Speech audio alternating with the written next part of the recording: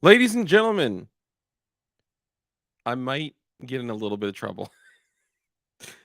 Okay, so I should be fine, right? And you never know. You never know. I wanted to do something a little exciting for you guys, okay? And I was doing a video for my Spikes 37 mic launcher, right? And yeah, I'll get to that in just a second, okay? Um Quiet suburban neighborhoods are just peak opportunities to drop a 37 mil in the air. I mean, it's basically just glorified fireworks, guys, right? And use your imagination, y'all. All right, let's get into it. What's up, ladies and gentlemen? Thank you for taking the time to join us. I hope all of you are carrying your item of self preservation here, as you know I am sometimes too. Let's go ahead and jump into it. So, ineptocracy is first. Congratulations, ineptocracy. You, sir, deserve at least one crisp high five and a crisp backhand. Congratulations and thank you for joining us. And who is also a channel member? Channel member. We got Boom Thumb McBangy Hand. Why do y'all's names got to be so hard, man? Come on. Toy Town Inc. What's up, brother? Good to see you. Another channel member. Boom Thumb, also channel member. Ron Wayne, Chapter 8. This has been going on for several live streams now. Also a channel member. Detective Yan Kimbo, channel member. Come out in PLA. Brother, come out in PLA. What's up, doggy? Another channel member. I sent you a message, and I know you're, like the holier than thou. You don't accept stuff, but I'm trying to send you the giveaway stuff. You and Farmer James are the only two people that didn't respond with info. Now I bet if I go like looking back through some of the stuff that you sent me, I could probably find your address. But bro, I got you. I want to send you something, man. It's a gift from me to you. So accept the gift. Thank you. Thank you. Come out in PLA, another channel member. Rip Dango, what's up, brother? Channel member. We got Ron Bayer, channel member. Let's see who else we got. Hey, Kurt 24, what's up, brother? I'm surprised that like Kurt 24 and some of these other guys weren't first. That's pretty crazy. Hey, Joe Morris, what's up, brother? Another channel member. And did you? I'll check me out. Yeah, you know what? I don't know if the come out in PLA or come out in PETG are different accounts, but I sent it to the come out in PLA. Let's see. Yeah, what did y'all have for dinner? Let's talk about that. Dinner, especially being that the other video that I uploaded that you guys can't see yet was immediately flagged by the YouTube. It was flagged by the YouTube. Hello, fellow 37 millimeter CCW. That's great. Tuck Firings, what's up, brother? Another Chinamemba. Oh snap. Who's massaging me? Oh no, you're good, brother. You're good. I just want to make sure. Well, at least you're ready for July 4th. That is great. That is great. I think I can get away with showing you guys this without, I'll wait a little bit because apparently they're getting a little what they're doing is they're like watching the first like 20 minutes of a stream and then they just don't care. So yeah, there's that. Let's see. Joe Morris, come on, PLA, Ron Wayne. Somebody told me that apparently that live streams are going to be light tonight because there's like a fight going on or something. Y'all know anything about a fight going on? I don't know. I don't watch that stuff, sports and all that. Whack. But here's the deal. Oh, and of course, I got to do honorable mentions. My apologies, y'all. My apologies. I'm totally out of sorts. We got Nelson Coins OEM parts kit. Yes, I agree. I don't know what specifically you were talking about, what context. I have no idea, but I agree. OEM parts kit all day. Or Shadow Systems parts. You can buy Shadow Systems parts. And actually 1776 Supply Co. Typically has Shadow Systems parts in their LPKs and stuff. Just saying. And their strikers and all that too. So it's pretty dope. Let's see who else we got up in here. We got Stephen David. What's up, brother? Good to see you. Another honorable mention. Slide Bite. What's up, man? Thank you for joining us. Appreciate you. And yeah, it's basically it. Yeah, I guess it is a lot, like what's going on? What's going on? Ego Death. What's up, brother? Thanks for joining. Appreciate you. Does that BCG have sunglasses on its face? That's pretty dope. I like it. That's cool. Hey, Scott D. Magnificent. What's up, brother? So earlier today, I was like, you know what? I really want to focus on like I just want to do a video on my is this an X-rated bedtime story? Nah. Um so a few people hit me up after the hey, tier none operator. What's up, brother? Good to see you. Barton Fink, another channel member. Good to see you. So after the story time of me talking about knocking out that dude that had a kid in his car. I didn't see the kid till after, okay, sorry. And, so after the story time of the last stream, I got a couple messages on Instagram and an email, and it was people like, "Yo, I was having a blast listening to the stories of your past." So, story time with Dark is just, fun, you know what I mean? Loki, what's up, brother? Jackson, good to see you. Adam Ball made it for me. Nice, man. Hell yeah, that's dope. So, okay, so today I'm like, I want to do a video. I've had this new 37 millimeter launcher for a minute, man. Oh, you're sick, bro. That sucks, man. Let's see. I'm sick as hell tonight, so I'm gonna have you on the TV. What, bro? I hope you feel better, man. Hope you feel better. You know the one thing, if you're sick, if you're feeling bad, if you're feeling like whatever, if you're just not feeling good, laughter is like the best medicine in the world. You know what I'm saying? That's hands down better than anything. Well, some drugs are just really good, but laughter for the most part is good for you. I, I like the hitting his sister story better. That was different. Senor Bob, what's up, brother? Another channel member, Snoring Rich. I don't know how Snoring Rich became a channel member, but the person that owns this account is also a channel member. I'll give you that much. That's the most I'm going to give you. All right. But that we can talk about that too. But okay, so here's the deal. So I got this 37 millimeter launcher. Okay, I've been waiting forever. I had this old 37 millimeter launcher from like it was a literal World War II launcher, but it's like solid freaking steel, right? Steel barrel, steel frame, steel. So it was like I have no need to upgrade. Well, that became damaged and the sear stopped engaging. So now when you pull the trigger, nothing happens. The firing pin doesn't, doesn't move. Now, of course, I thought about it and I was like, well, I could just punch all the pins and do. I'm like, no, I don't want to remove all the pins of a of an 80-year-old flare launcher, So I just said, okay, I'm just gonna set that to the side. I'll keep it in my in my like relics of the past. And then oh snap, hold up. Hey, bro. Stephen David just sent me a $5 cash app. Brother, thank you, man. I appreciate you. Wow, that was unexpected. Thanks, man. Look at that. See, it's good to look at my phone when it goes off, man. Thank you for that, my brother. Bro, thank you, man. Stephen David, that is very kind of you. And you're a gentleman and a scholar and just an all around hell of a guy. So thank you, Stephen David. Appreciate that. Jeff Cron with his weird little face. He always does that face and it kind of freaks me out, but I ain't mad at you. So basically, I'm like, all right, I'm going to give up on this 37 millimeter launcher, right? And I always wanted the little 9-inch 37 millimeter launcher from Spikes, but I wanted to put it in a standalone system with the side folding stock. Now, it's super difficult to find the standalone system with the side folding stock. Usually, you find it with the it's a little less expensive. It's like 244. Nate D, what's up, brother? It's like 244 for the system with the AR style stock, but I want that. I want to be able to fold the stock up because this thing is like the size of an MP5K. Okay, super tiny. Oh my god, bro, come on, PLA. Yo, he always does this. Come on, PLA sent me $5.01 just to one up, man, my man. Thank you, brother. Y'all are awesome. Just to one up Stephen Davis. He did that too. I missed it. So come on, PLA. I missed it, dude. Too many choices. What's up, brother? Another channel member.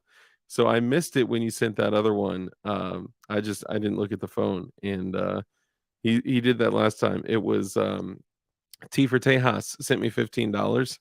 So literally immediately after come out PLA sent me $15.01. He's like, just to one up you know, T for Tejas. Sorry.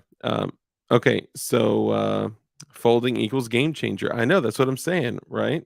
What can I launch with a 37 millimeter? What can't you launch with a 37 millimeter? 50 to 60 grain lift charge, you can put whatever you want in the air, provided that you follow all federal, state, local laws, rules, regulations, restrictions, and sanctions and ordinances. So just know that if you do anything that's beyond a certain something, then that's against the law. Okay. It turns it into a destructive device. And if anything is anti personnel, then it becomes a destructive device as well. So just be cautious, okay? Just be cautious. But I would never do anything like that. So I actually ordered some ammo that was pre-made. And these things, they're called dragon's eggs. Okay. They have a 2-second burn time. So when you launch that thing, it's like boo, one, two, bam. And it's dope. So I'm gonna play the video in a little bit, but I have to just wait a little bit because I know they're like literally just combing through the text and they're just combing through the beginning of the video. And I know they're gonna just give this a nod because they already flagged the other video as no bueno. So the video of me shooting it in the sky in the middle of a suburban neighborhood. But it's so cool. It's so cool. I mean, literally, like you pull the trigger and then you just see this smoke and fire just blow out of it. It's like a dragon's breath. Well, the ammo is actually called dragon's eggs. Okay. And then it crackles all the way down range. So that's pretty fire. I think that's why it's got such a short burn time because you can okay, so when you're making these things, you can actually take fuse and you can cut up a bunch of pieces of fuses and put them in there to get a bunch of like kind of like crack, not crackling, but snapping and crackling like features. So you can layer it. But anyway, if you guys choose to get into it, there's so many things that you can do that are super creative with 37 millimeter. Yeah, I mean, they're bird bangers, right? So you're basically launching a 50 to 60 grain, it's a firework, right? Now, if God forbid something terrible were to happen and there were to be some SHTF scenario, or more specifically, WROL scenario, which is a world without rule of law. If rules did not exist and laws did not exist, and I could put whatever I wanted in there, holy God, a 37 millimeter could be just as detrimental as a 40 millimeter, hands down. Now, it's not as cool and go fast, right? But you can put some nasty stuff in there if you wanted to, but don't do anything that's against the law, y'all. Okay. So, anyway, so I start doing this YouTube short. Okay. And I'm showing this. Oh, well, I'm going way too far. Okay, hold on. So, anyway, so I got to retire this old World War II 37 millimeter launcher that's like literally over 80 years old. Okay. Almost exactly 80 years old, actually. And the sear stopped engaging, so the hammer stopped hitting, so the striker, the pin, just wouldn't work anymore. Now, of course, typically the way that I am, I like to tear stuff apart and put put stuff back together and fix it. But something that's a relic from the 40s, I'm not going to do that. So put it away, and I was like, you know what? I'm going to get the launcher that I want. So I was watching different auctions. I was watching, Spike's Tactical. I know the Havoc and the Chaos aren't like the best launchers out there, right? I know that there's some that are made of steel. These are aluminum mostly. And I know that there are some I could 3D print some, put some fence posts in there, and boom, voila, right? But I want something that may not crack if I have to use a little bit of a heftier lift charge. There's also some high pressure stuff you can use that like you take the same 50 to 60 grains, right? And you take a thin copper disc and you push it over the lift charge, and it's got holes that it makes it so high pressure that it blows through the copper disc, and it's nuts, man. It literally, like, multiplies the lift charge by, like, fourfold. It's nuts. So there's a whole bunch of things you can do with this, okay? So let's say if it was a destructive device and you were following all of the laws, um, then you could, let's say, have, like, aluminum. Well, maybe we shouldn't talk about that. Okay, we'll not talk about that stuff. Follow the laws, okay? Because I don't want anybody to be like, "Dark told me to," that's we're not doing that. But if you use your imagination and you say, "Could I?" The answer is yes, with a 37 millimeter. The difference is that obviously with a 40 millimeter and very high tech 40 millimeter rounds, you're going to have the rifling of the barrel. You're going to have these timed, d- very, um, uh, what's it called? Technology, like, what the fuck? I'm totally drawing a blank. Very high technology shit, high tech shit. Jesus, I'm sorry, y'all. Long day. So it's going to be really high tech shit where, the timing of the time fuse on these things is like based on the amount of rotations in the barrel and distance, they arm themselves and they, detonate at a certain beyond a certain distance if it hits something, which is just cool as shit, right? Like that's super like go fast shit. Where these are like cardboard fireworks in an aluminum casing. Um, but I digress. Anyway, so I end up checking on Spikes Tactical, the actual Spikes Tactical website. Usually I would tell anyone like don't go to, the main website and spend full MSRP prices. Like it's crazy. But they're basically the same freaking prices all over the place, right? Yes, 40 Mike for the win. Hell yeah. Um, but let me know if you can find any rounds for that. You know what I'm saying? Tiny Farm Nuggets, what's up? Good to see you. Your name, what up? What up? I just watched how they were making the drone grenades in Ukraine. It's pretty cool. Yeah, dude, it's pretty nuts, man. They were even like taping, like literally taping. They were duct taping grenades, like with the spoons. They'll pull the pins and they duct tape them and the spoons to like an RPG or something like that, so they stay on there. But when it hits, it lets go of the spoons because really an RPG is an armor piercing, like it's a shape charge. So it's great for armor piercing, but it's not great for like anti-personnel stuff typically. So SL, what's up? What's up, brother? Gerchop? Gerchop? Hold up. Is Gerchop here? Stop playing. Stop playing. Gerchop? Gerchop. Where you at, Gerchop? I know you're listening, man. You love my soothing voice. I rock you to sleep every night. Come on, come on. Okay, so oh man, this guy. That's sad. I thought he was really here. Y'all excited me. Y'all excited me. Okay, so anyway, so I'm checking on the website for Spikes Tactical, and it says that their 9-inch launcher is on back order. It says that their 9-inch standalone side folder, which is almost impossible to get, right, is on back order. So I call them and I'm like, "Hey, how long is your back order?" And they're like, "Both are available." I was like, "What? I'm on your website right now. It says both of them shits are on back order." They're like, "Nope, both are available right now." But they go so quickly that, they just are on back order. Then by the time we update it, they're gone and they're coming in and out. Sport Brand, what's up, brother? JC9, what up? Take America Back, what up? So I was like, okay, fuck it. Let me just get it. All right. So I buy the 9-inch launcher. I buy the standalone with the side folder for the 9-inch launcher because I want a standalone launcher. I don't want to be hanging that shit all over a rifle. Like, come on. Those CNT, what's up, brother? The thing is if you hang, like, let's say for an example, even a 40 millimeter or a 37 millimeter, any type of launcher like that on your rifle, once you run through, like, let's say I'm rolling with like a bandolier of 37 millimeter rounds, okay, and I'm just saying for shits and giggles, right? Not end of the world crazy where I can launch whatever I want out of it, right? Because we all follow rules and laws, right? But let's say I run through that whole bandolier.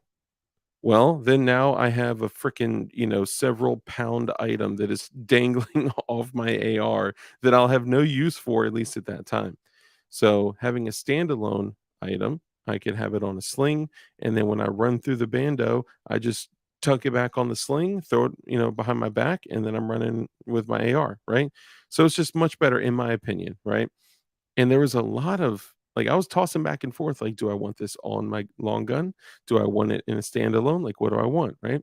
I really want that 40 millimeter LMT pistol. Woo! Bro, that thing, sick. LMT. If you're out there, holla at your boy. You know what I'm saying? I'll register that shit. Holla at me.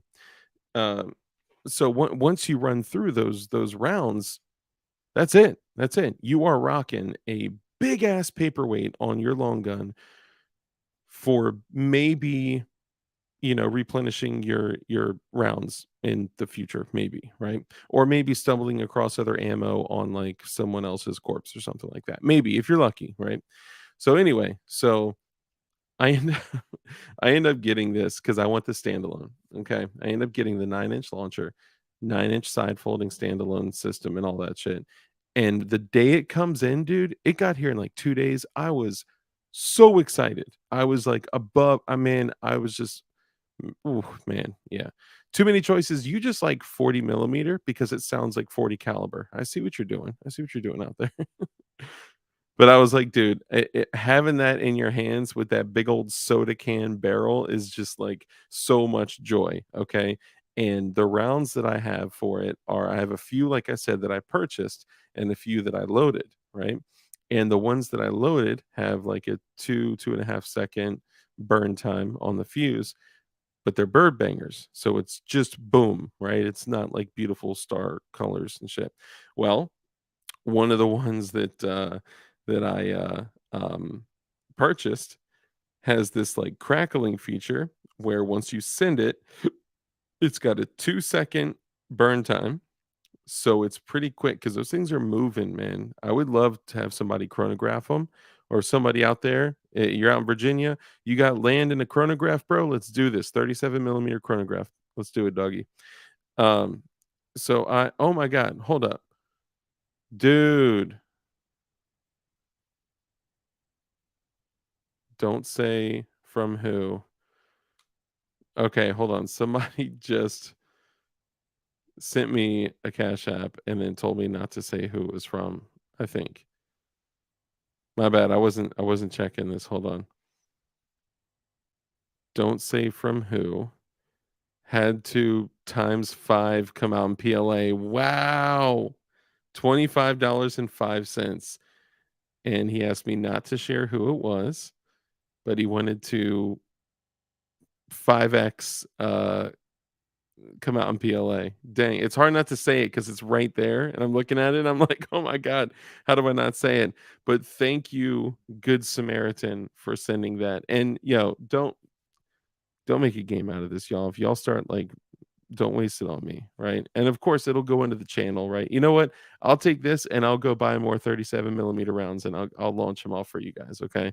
But let's not make this about me. I'm here for y'all, alright? Thank you, though. Love y'all.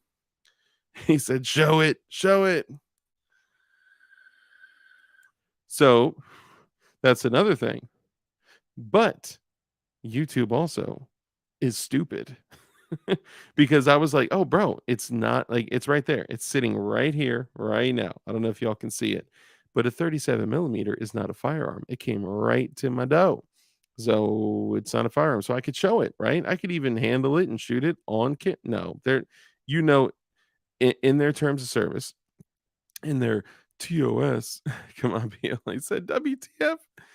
Uh, bang some birds, Dark. Bang some birds. So in their TOS, it literally says anything that looks like a firearm. So when people are like, "Oh yeah, that's airsoft," they don't care. If I held up an air, I don't think I have an airsoft, but if I held up an airsoft, they'd be like, "Gun, gun, gun!" Right? Um, I think so. Once we hit past 30 minutes, I'll show you. Z, what's up, brother? Z?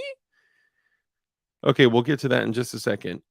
Rip Dango. So it was $850. So it's not cheap. But you can get a launcher for like $399. Okay. I just happen to get the most expensive launcher and the most expensive standalone unit. And with their powers combined, it was super expensive. um 100 grains goes about 100 FPS faster than 9 millimeter. Really?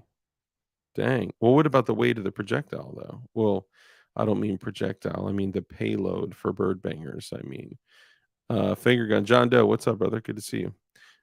Z, what is 30 Super Carry? So 30 Super Carry is a really stupid round that was developed for no reason other than to trick people into thinking that they needed something that was smaller than 9 millimeter, but just as good. So it's basically a long 380 that is a gimmick, and I don't think it's going to take off at all. And I think it's stupid. And I think we should all just use 9 millimeter. I think it should be like mandatory for every. I'm just kidding, it's not mandatory, but you know what I'm saying. 9 millimeter for the win. That's all I'm saying. It's kind of gimmicky.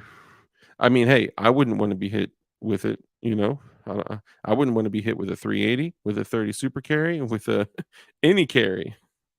But hey, Dark, did you see the RBC 9 beta that dropped a few days ago? I did not. I did not. Playboy, what's up, brother? Good to see you. Another channel member. Techno. I was gonna say tech money. Techno, man. What's up, brother? Yo, so when the drinking games start, we're still getting through story time, man. I keep getting distracted. I'm sorry, y'all.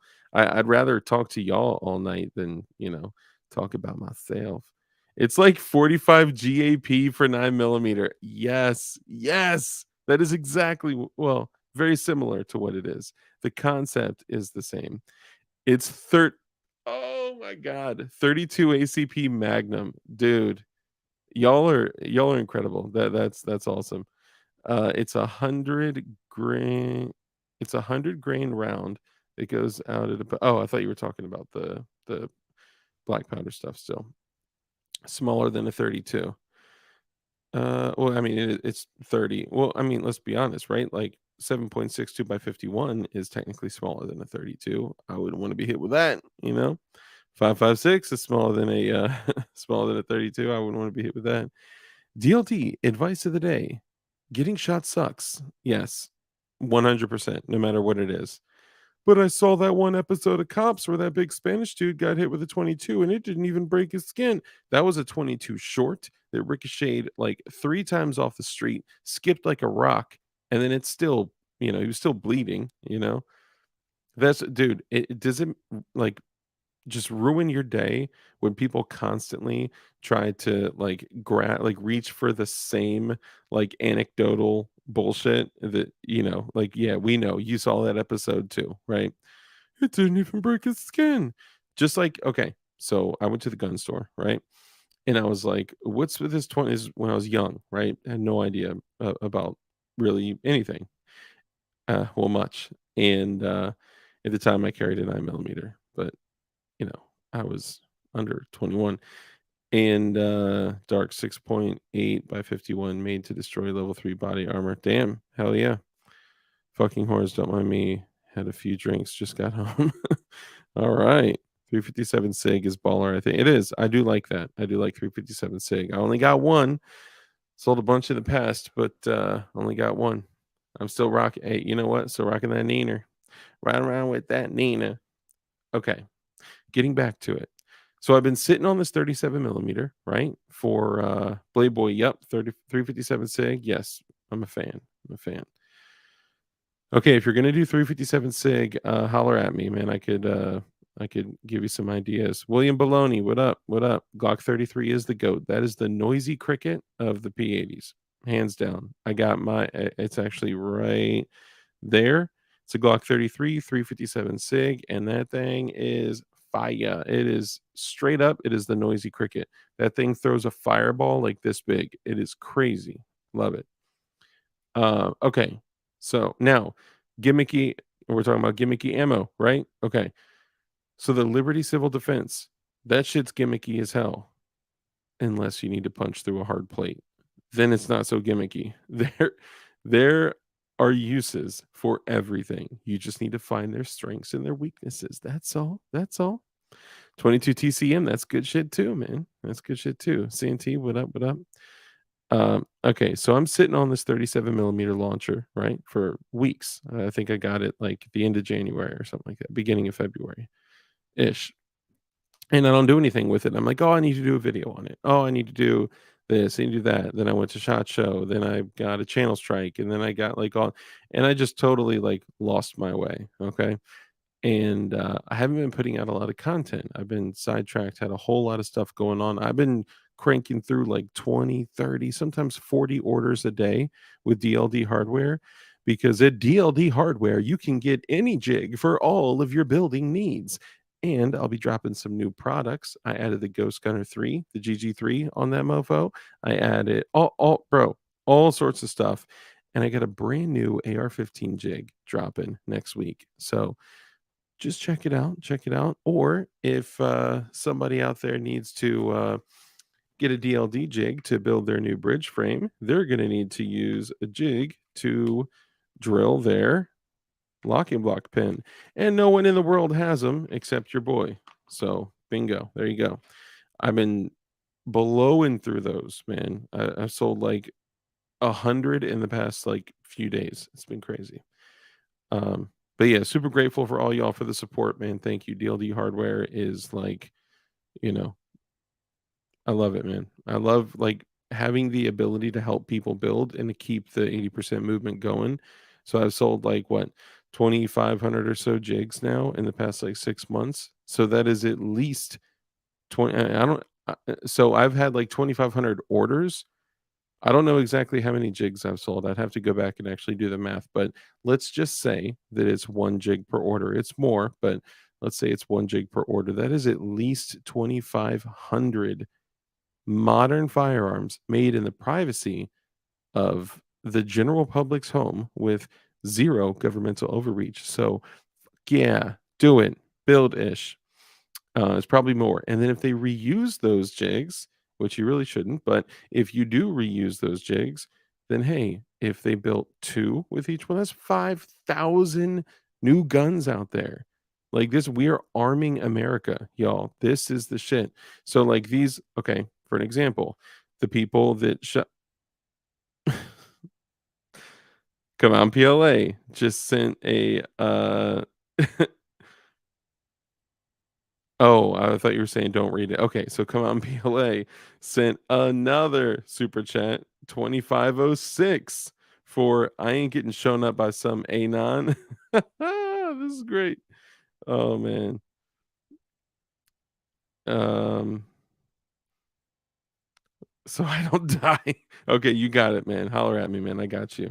So what I was gonna say while I'm getting, man, you guys are blowing up my Cash App, dude. Thank you guys so much, man. Y'all don't need to do that. Oh my God, y'all have sent me $60, dude. This is I don't deserve this. But for those out there, if you do contribute, then it is going to go to the business, right? I'm looking at towers of jigs right now. Y'all can't see it, but I can see it. It's going to go to the business, right? Like the first I've been doing YouTube for over 2 years now, and the first money I have ever spent from any of my YouTube money, it's just been sitting in an account, was on my computer. I had to get a new computer just for myself. My last computer had a shared custody going through the separation, and there you go, boom. And the first thing I did was I bought a computer. I needed a computer, and I had a viewer. God bless him. Sent me a computer. I couldn't get it to work, man. And still so grateful. I'm gonna donate it or send it back to him. If you're out there and you want it back, bro, I'll cover the cost of shipping. Get it back to you. I just couldn't get it to work, man. Super grateful for you though, man. And I was just like, you know what? I'm I'm just going to get a new computer. And I would not have been able to do this had I not been doing. And I don't make a lot of money on YouTube, right? We're talking. It took me 2 years and 4 months to be able to, buy a computer, but still super grateful for everything. So when you guys do stuff like this and support the channel, you're not just supporting the channel, you're supporting DLD hardware, which helps people continue building 80% unfinished, unserialized firearms, and we're keeping the movement going. So fucking love y'all. By the way, your government hates you and wants you dead. Okay, so I was like, I need to do a video for this 37 millimeter launcher. It is so dope. This thing folds up to the size of an MP5 and it throws a freaking, big old thingamajig like that, right? And you can do some really, really dope shit with it. Okay. Oh, hold on. Andy Lipsco, member for 3 months. I'm late AF. What up, everyone? 9 millimeter, the Lord's caliber. Thank you for sending that, man. I appreciate that. Dang, bro. Your name, member for 2 months, says yo. Was that from tonight? Is that from tonight? Oh, and it's okay. So some of this is from the last stream, some is from this stream. Thank you, brother. I appreciate you. So I'm like, okay, I'm going to do this video. So I start the video and it's like this. I'm literally sitting in this exact same spot and I'm showing, hey, this is the 37 millimeter launcher. It's a 9-inch launcher. Typically, a 9-inch 37 millimeter launcher is a little restrictive because it's not like the long 12-incher, which you could load a 7-inch, 5-inch or 7-inch round into, right? You can pack whatever you want in these things. It will launch what you put in there. And I was like explaining that this particular 9-inch launcher, when you open it, it opens sideways, it pivots. So you slide it out and then you pivot it. So you could actually put a 9-inch shell in this 9-inch launcher. You could put a 12-inch shell in this 9-inch launcher. It's just going to be sticking out that much. And that's the coolest thing is like these, you're less restricted with this, right? So I'm showing that and in the middle of the video I'm like, let's give it a shot. And I walk outside and I go right outside to the middle of the, like, courtyard area, and I'm looking around, and I'm like, "Oh," and I cock it. Once I cocked it, I knew I committed to what I was about to do. So I just angle the camera up, and I just pull the trigger, and, of course, this was in a very safe place. I would never do anything that's dangerous, guys. Come on. Please.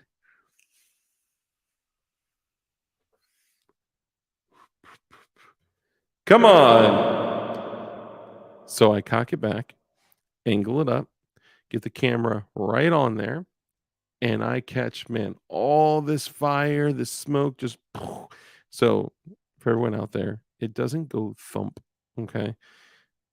There are like, in a 40 millimeter, when it's like enclosed in something like that, it's uh I don't know, that might go thump, all right? But the 37 millimeter doesn't go thump, okay? I don't even think a 40 millimeter does, but I've only been around those with Ear Pro on, so I can't tell you.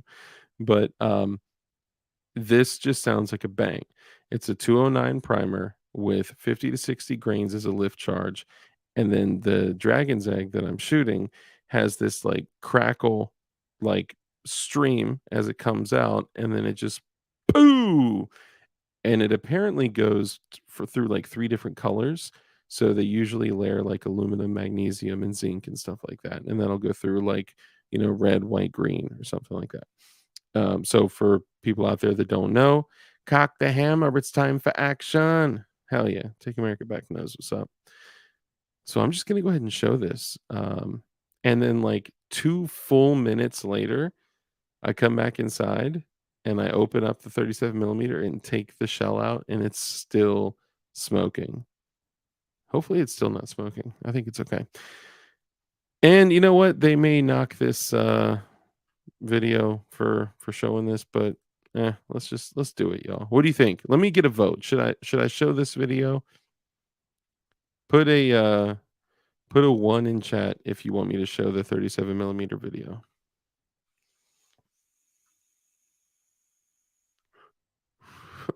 Do they give away free guns in that zone? Big boofer. Boof. In a gun-free zone. Legend says it's still smoking to this day. 1, okay. Z, some people give away free bullets. Bro, I had somebody give me thousands and thousands of rounds of brass. like just one's fiberglass. Noob tube. Yep, it's the noob tube. Come on, man. In a safe place, the Walmart parking lot. Yo, there is not a Walmart parking lot on the planet that is a safe place. Come on, y'all. Come on. Cock the hammer. It's time for action. A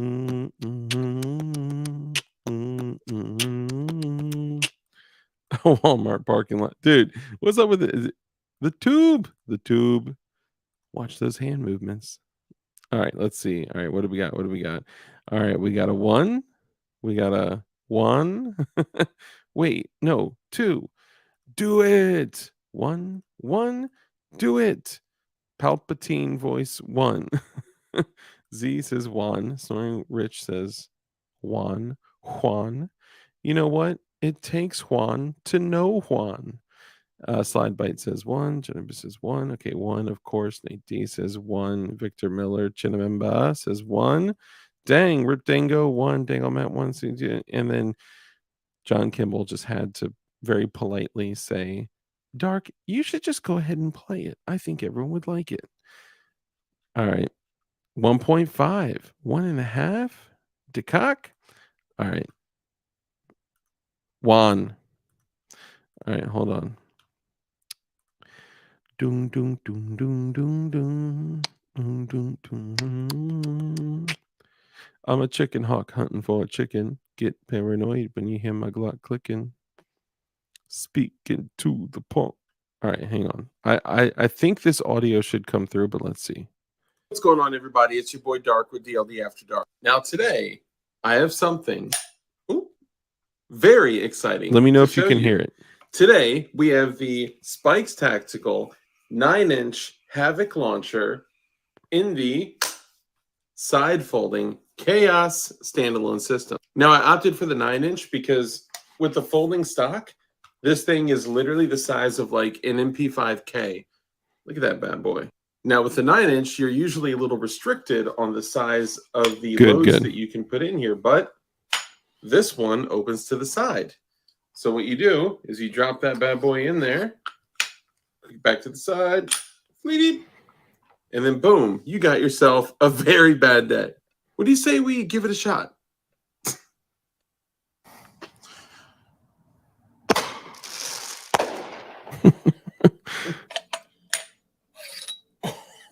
That was what's going on, everybody. It's your boy Dark. It cut off right at the end. Today, that was. I have something. Here, let's see if I can cue it up to the boom. I know it's so funny because like today it kind of looks like just a firework, but I need you guys to know that. I need you guys to know that in a neighborhood. Hold on. In a neighborhood, in a suburban neighborhood, where you have like these like service roads and like these like kind of like alleyways, the echo is like you could feel it in your chest. It was like doom. It was crazy. Wait, hold up. Shoot a raccoon with that, bro. I hate raccoons.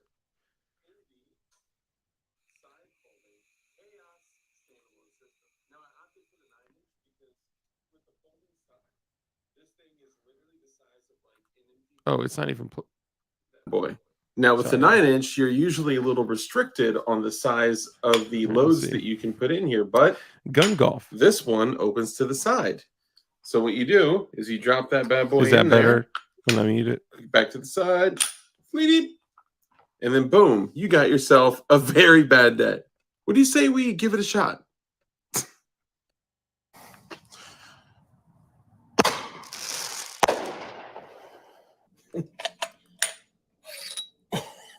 That was what's going on, everybody. That was okay. So that was a blast, no pun intended. But for real, I had so much fun, and the fact that you can load these yourself, right? 37mm, of course. Do follow the laws, okay? If you choose to, but it was just a blast, man. Like being able to just like thump that thing out, and the fire and smoke. The amount of fire and smoke was like insane, right? And so every time I fired a 37 millimeter launcher was during the day. This was the first time I actually fired one at night, and that concussion of that, "Toom," it was pretty crazy. It's just a little bit more than a mortar, than a mortar. Here, one more time. I'll let it run one more time. Which, by the way, this video has currently been demonstratized and by the YouTube and okay, Blade Boy. All right, so Blade Boy says the Strike Industries golf ball launcher for it's a good driver. So I was put back into communication with Strike Industries, and we're working on them sending me something now. So this is going to be a blast. I'm thinking of doing an entire Strike Industries build. Okay. Now I have another Strike build, but I'm thinking of doing like a super sick, like all jet black Strike Industries, 19 or 17, and just like, you know, yeah. So yeah, if you guys have a moment, go over to Strike Industries on Instagram, give them some likes and follows and all that, and be like, "Yo, DLD After Dark sent me." That would mean so much to me. I'm telling you, like that would mean like so much to me if you did that. Just saying. All right, one more game. One more. Try to focus on the fire and smoke coming out of the launcher. It's your boy Dark with DLD After Dark. Now today, I have something very exciting to show you. Today, we have the Spikes Tactical 9-inch Havoc launcher in the we'll talk about that too. Side-folding Chaos standalone system. Now, I opted for the 9-inch because with the folding stock, this thing is literally the size of like an MP5. Hey, man against the masses. What's up, brother? That bad boy. Now, with the 9-inch, you're usually a little restricted on the size of the loads that you can put in here, but this one opens to the side. So what you do is you drop that bad boy in there. And yes, side. That's a frown face with X boom, eyes. You got yourself a very bad day. What do you say we give it a shot? Here we go.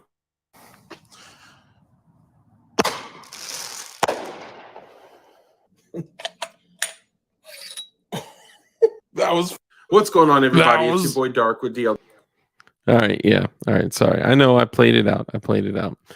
Have you done any spray paint stuff on any of yours? What kind of spray paint stuff? JTube is not in hot water. No, they did that shit on purpose. So what they did is they put a new algorithm into place as of this new year, January of 2023. In this new algorithm, they said they accidentally put it at a zero tolerance, zero tolerance, no modifications to firearms at all, which they accidentally made it 9-inch. You bragger. I know. It's black too. So anyway, it was a bunch of BS, and they were like, "Oh, sorry guys, we didn't mean to put this new algorithm at zero, tolerance." So they went back and they changed a bunch of stuff. But there are people out there, they got their entire channels nuked. I got one strike. The strike that I got will be on my channel forever, and well, actually, no, I'm sorry. I got a warning, and then I got a hard strike. The warning will be on my channel forever, and then the hard strike is going to be on for 90 days, right? And what I got a strike for was not against their community guidelines. I literally just showed a handgun and said, "This is a handgun. This is the caliber. This is how fast the bullets go." That was it. 13-second video. So it's crazy. And I even appealed it, and they still said, "Nope, this is strike worthy." So a human being watched it, a human being reviewed it, and then a human being said, "Nope, sorry, Dark, that is YouTube illegal." So whatever. But I mean, it doesn't really matter, right? We got to play by their rules, right? We're not smart enough to make our own community and environment, right? So we got to suffer the consequences of that. It's just the amount of reach on YouTube is crazy, man. And yes, I'm using a Glock tool to open up my bottle. It's got a bottle opener on it. But look, it is what it is. And yes, YouTube does hate me. Ting Ting, good to see you, by the way.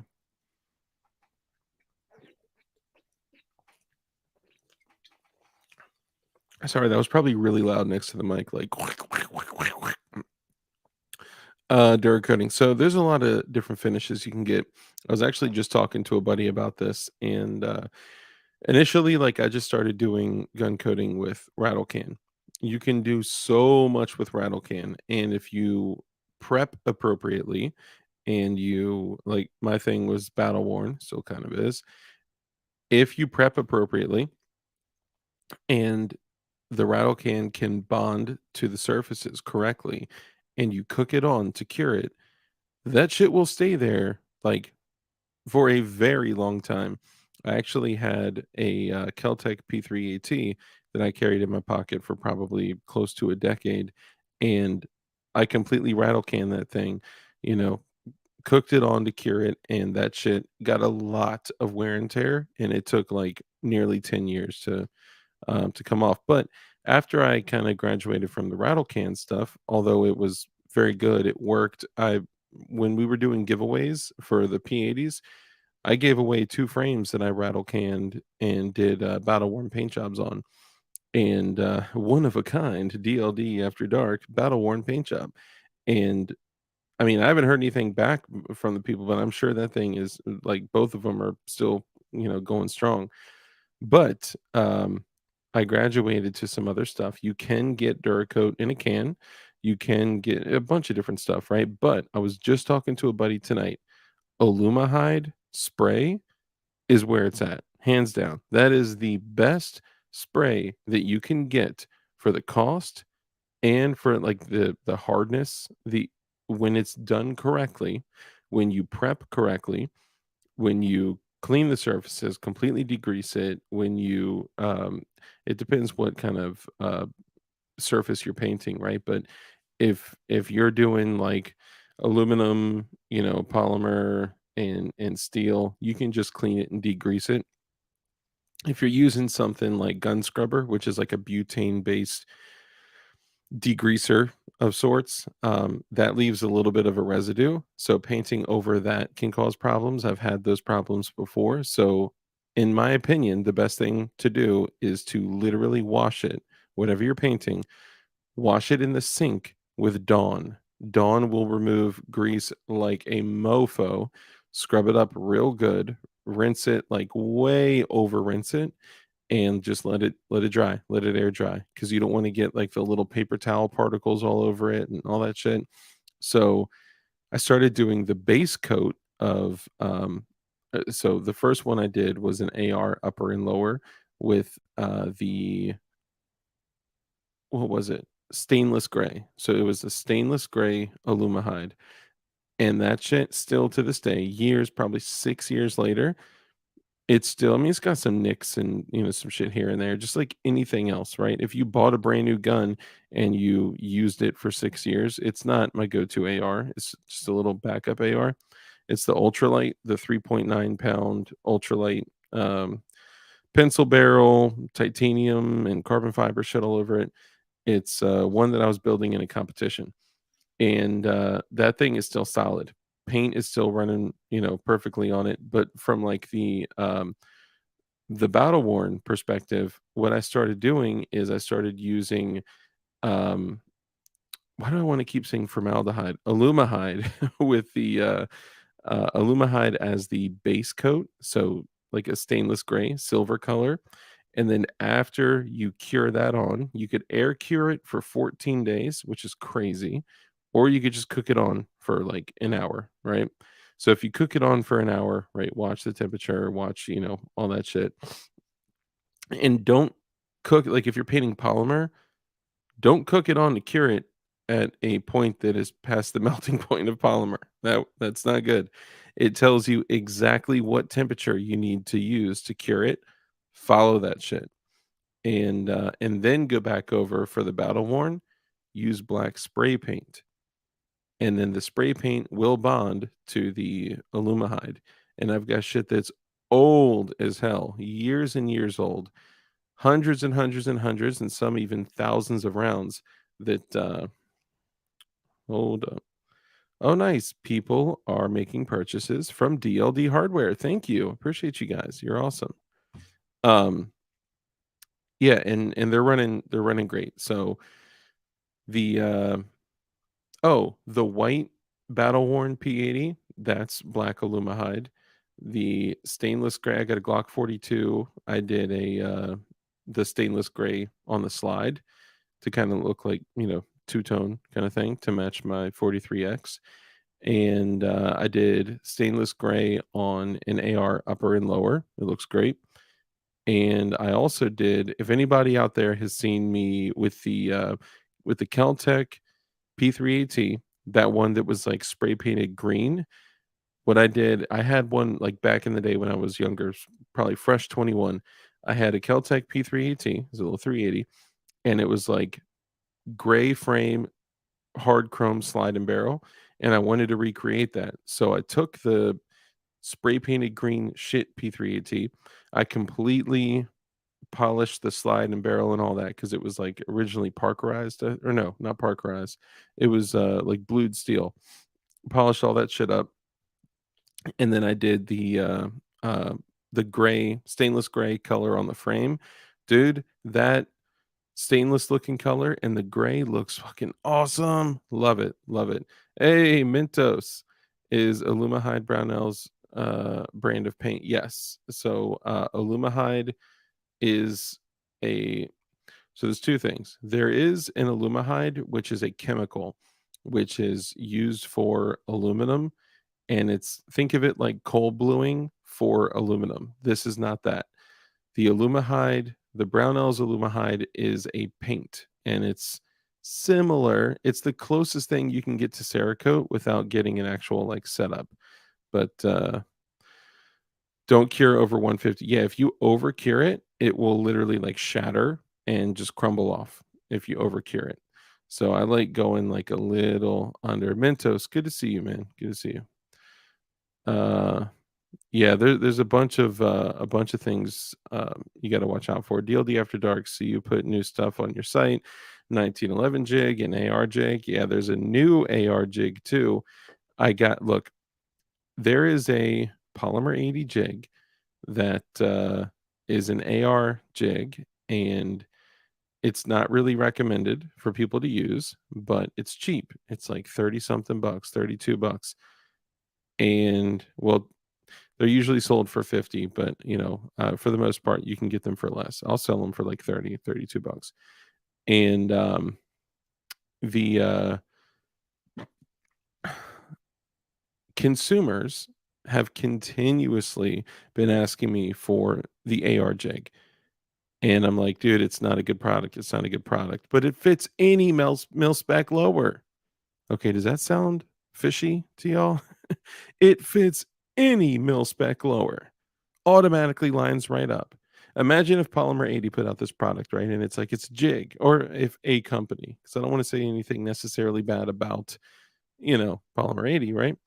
But if any company put out a jig and it was like, this fits any lower without having to make any change to it, there's a new jig. It is by the manufacturer of Rook, the Rook rails. They came out with a jig called Uno, right? And the Uno jig is made to be used for any, whether it's Polymer 80, GST9, Strike 80, the Lone Wolf, Freedom Wolf, like all the anything, any 80% Glock frame out there, you can use this for it. But guess what? You have to change the inserts for every single different one, right? That's how it should work because they're all different measurements, right? There's no way that every single lower can fit in this. So y'all get what I'm saying, right? It's the same thing for the people out there that are like, oh, you know what? If you use the 17 jig, that works for the 17, the 19, and the 26. No, it doesn't. No, it doesn't. Which is why I sell locking block jigs for the 17 and then locking block jigs for the 19. And which is why, as I'm trying to tell people, right? Mr. Snow came across this. Mr. Snow made a jig that, was said to do every single Glock frame. Well, every standard Glock frame, 26, 19, 17. And then as he was demonstrating it, um, it didn't work, right? He was pounding in the pin. And look, this isn't anything bad about Mr. Snow. I love the fact that people are putting more shit out there. Do it. Go. And RIP to his YouTube channel, by the way. Sorry about that. But the bottom line is, like, you're looking at nearly 2 millimeters of a difference in pin location. And what people may not realize is that I could probably crack a jig open. Okay, here you go. So it's not necessarily about, what's the best way to describe this? Yeah, they're only in the 17s and 19s, or 17s and 26s. This is a 19. So it's about index points. I know this is so exciting, riveting stuff, right? But there's an index point. When you look in the back of a 26 jig, for an example, you will see an index point that is like 1.8 millimeters. Okay. The reason there's that index point is because they use the base of the 17 jig for that, but they have to index it further out. So you drill the holes where they're supposed to go. Oh my God, right? I know. Crazy. Because they're in different places, right? It's not like they're forward. The holes are forward. So they index it out forward. We have measured hundreds and hundreds of times. We have tested these on hundreds of frames, drilled and undrilled. We've sacrificed frames to the frame gods. Yeah. But I just don't want people wasting their money, or worse, like, people out there, 2 millimeters matter, right? They used to use 2 millimeter pin fire guns for, like, self-defense. You know that? They actually had rings that were 2 millimeter pin fire, little gun. It would shoot a little pin, right? I mean, it would probably just piss people off, but if you hit them in the eye, or, the neck or something like that, hey, you know what? It may work. I asked to drill her third hole. I got slapped. Yeah. Not even Mr. Snow can flex his way. Yeah. Okay. So here's the thing. I love Mr. Snow. No shade at all. But as he's trying to showcase how his jig worked, he literally bent the entire rail system in. Like, I've never bent the rear rails on anything ever. And I've built over 40 polymer 80s, and I have never bent the rear rails, because if you're getting that much resistance, it's not fitting in the hole. You have to do fitment, right? Get a rat tail file, get a 3 mil rat tail file, and then go on, so you can keep pretty holes on the outside. You go in, right? And then you file. This looks so bad. This looks so bad.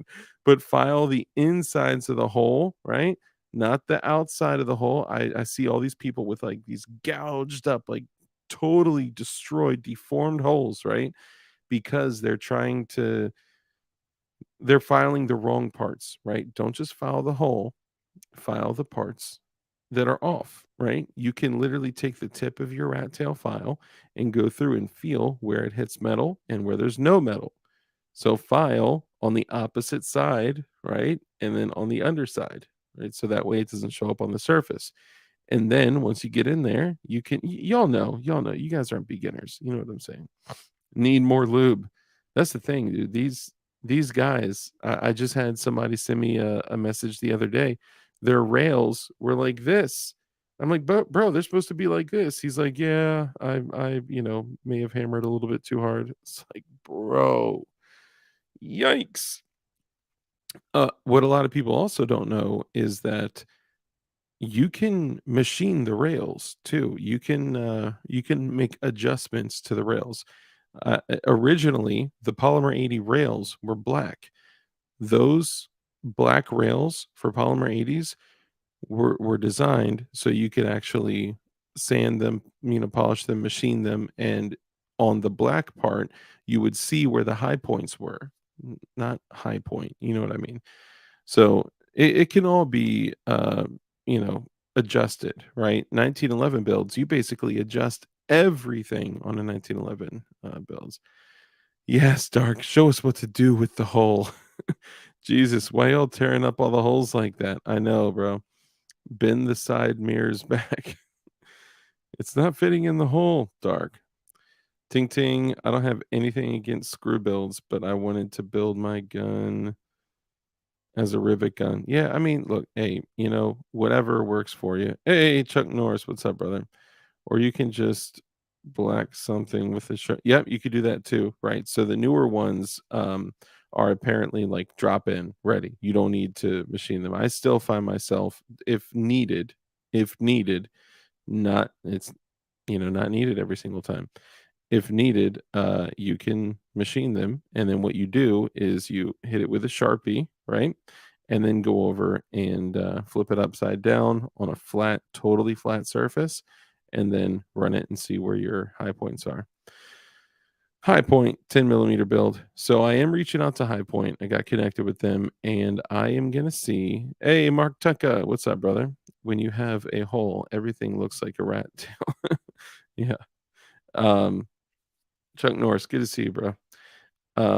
Okay, what's up with the '07 chat? I don't get that. And I've asked people and they just don't tell me. I think they just sit back and secretly make fun of me. I wish I had an East German AK. Fuck pins, be a man, use bolts. DLD. Yeah, mostly referring to Glock builds, right? I would say that's what I've become most well known for. Like that's what I'm an instructor for with Freedom Crew University. Like that's what I'm going to be teaching mostly is Glock builds, Glock assembly, Glock troubleshooting. I can do a lot of other shit. I've built everything. I built fucking cannons. I've built all sorts of shit. Potato guns. You want to build a potato gun? But either way, Glocks, I'd say, are what I'm like most comfortable with. The first Sig 320 build that I did, holy shit, that thing was a beast. But honestly, I don't really flux with the 320s like that. I don't know if it's just me, but I got a Sig 320 in there, good to go. It works now. I had some issues with it, but now it works, and I'm just like, I'm just not really that into it. Like today, I saw a deal on like a super steel on uh a 30 round mag for the 320. I was just like, I'm not gonna use it. I'm gonna grab one of my Glocks, DLDG University, right? Carbide cannon? Dude, crinks are where it's at. Crinks are like the sex of AKs.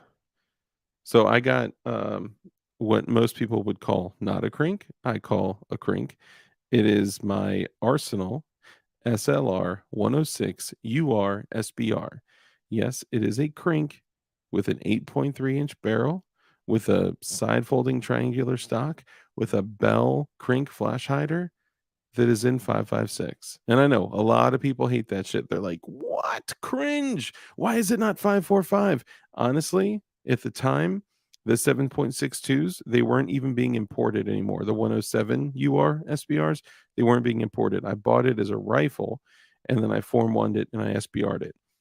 It's dope. It doesn't keyhole. Got no problem. I originally had some problems with it actually. I thought it was a gas port issue, but I think it was like burrs in there or something. Maybe it was burrs from the machining work that I had done. But after I didn't see any in there, I guess I could have missed them. But after I don't know, a few hundred rounds, that thing is running flawlessly. Love it. But I also usually shoot like suppressed guns because loud guns are just so annoying. Just kidding, just kidding. With how much 5.45 costs now, you're better off with 5.56. I agree. Back then, 5.45 was like dirt cheap, dirt ass cheap. 7 and 6 was like you couldn't sell it. Hmm. So I got a bunch of the Circle 10 Plum mags. Those are fire. I got some of those. It's too far away. I got the Plum 10 rounder, Plum 30 rounder, and Plum 40 rounder in the Circle 10, Bulgarian waffle Circle 10. But yeah, so going back to what C&T said, screw builds for AKs, all screws are going to back out eventually, right? There are some things that you can do. Obviously, Loctiting is one of them, but you can literally rock set those screws. They're not really going to move, unless you dunk the whole thing in hot water. It's not going to move like that. Like I have muzzle brakes that I rock set on. That shit is for permanent, bro, unless you put it in warm water. It just like dissolves that shit. I don't know. I guess it's like it's kryptonite. Burn your eyebrows off with the flash of the Zastafut, bro. So I every now and then when I'm at the shooting range, I'll take off the muzzle brake for my 106 Crink SBR, and that thing just boosh! It throws a fireball, like huge fireball. It's crazy, and it's nuts how much a single baffle break, how much energy comes back, to help reciprocate the bolt and shit. It's cool.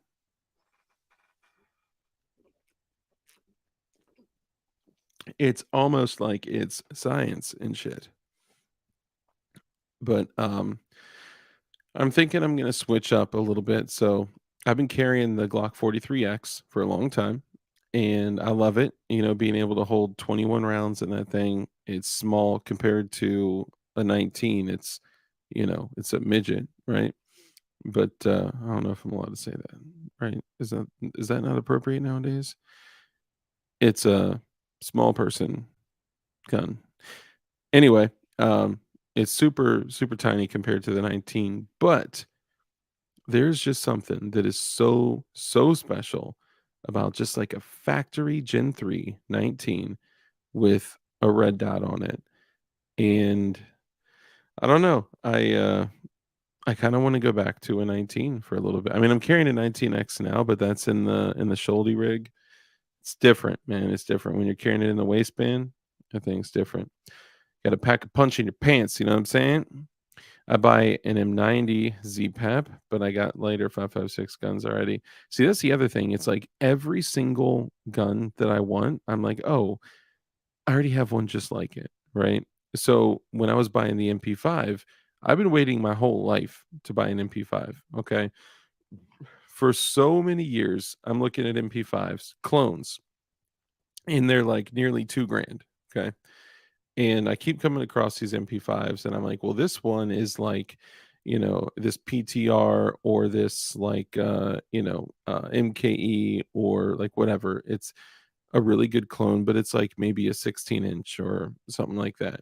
You'd have to SBR it or, whatever.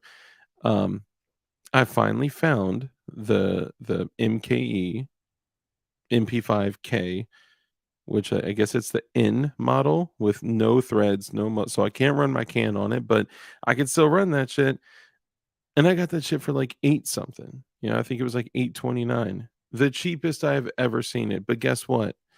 So now I have an MP5, and now I have a binary trigger in it, right? I also have a Scorpion with a binary trigger in it. I'm, like, going through my Rolodex, I'm like, "Dude, I have so many 9mm sub guns." Like, I don't need any more 9mm sub guns. And then I'm like, well, damn, this rifle is so dope. What is it? It's a 5.56.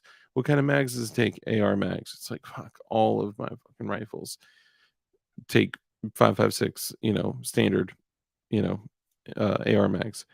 You know what I do want though? Oh, hold on. Hold up.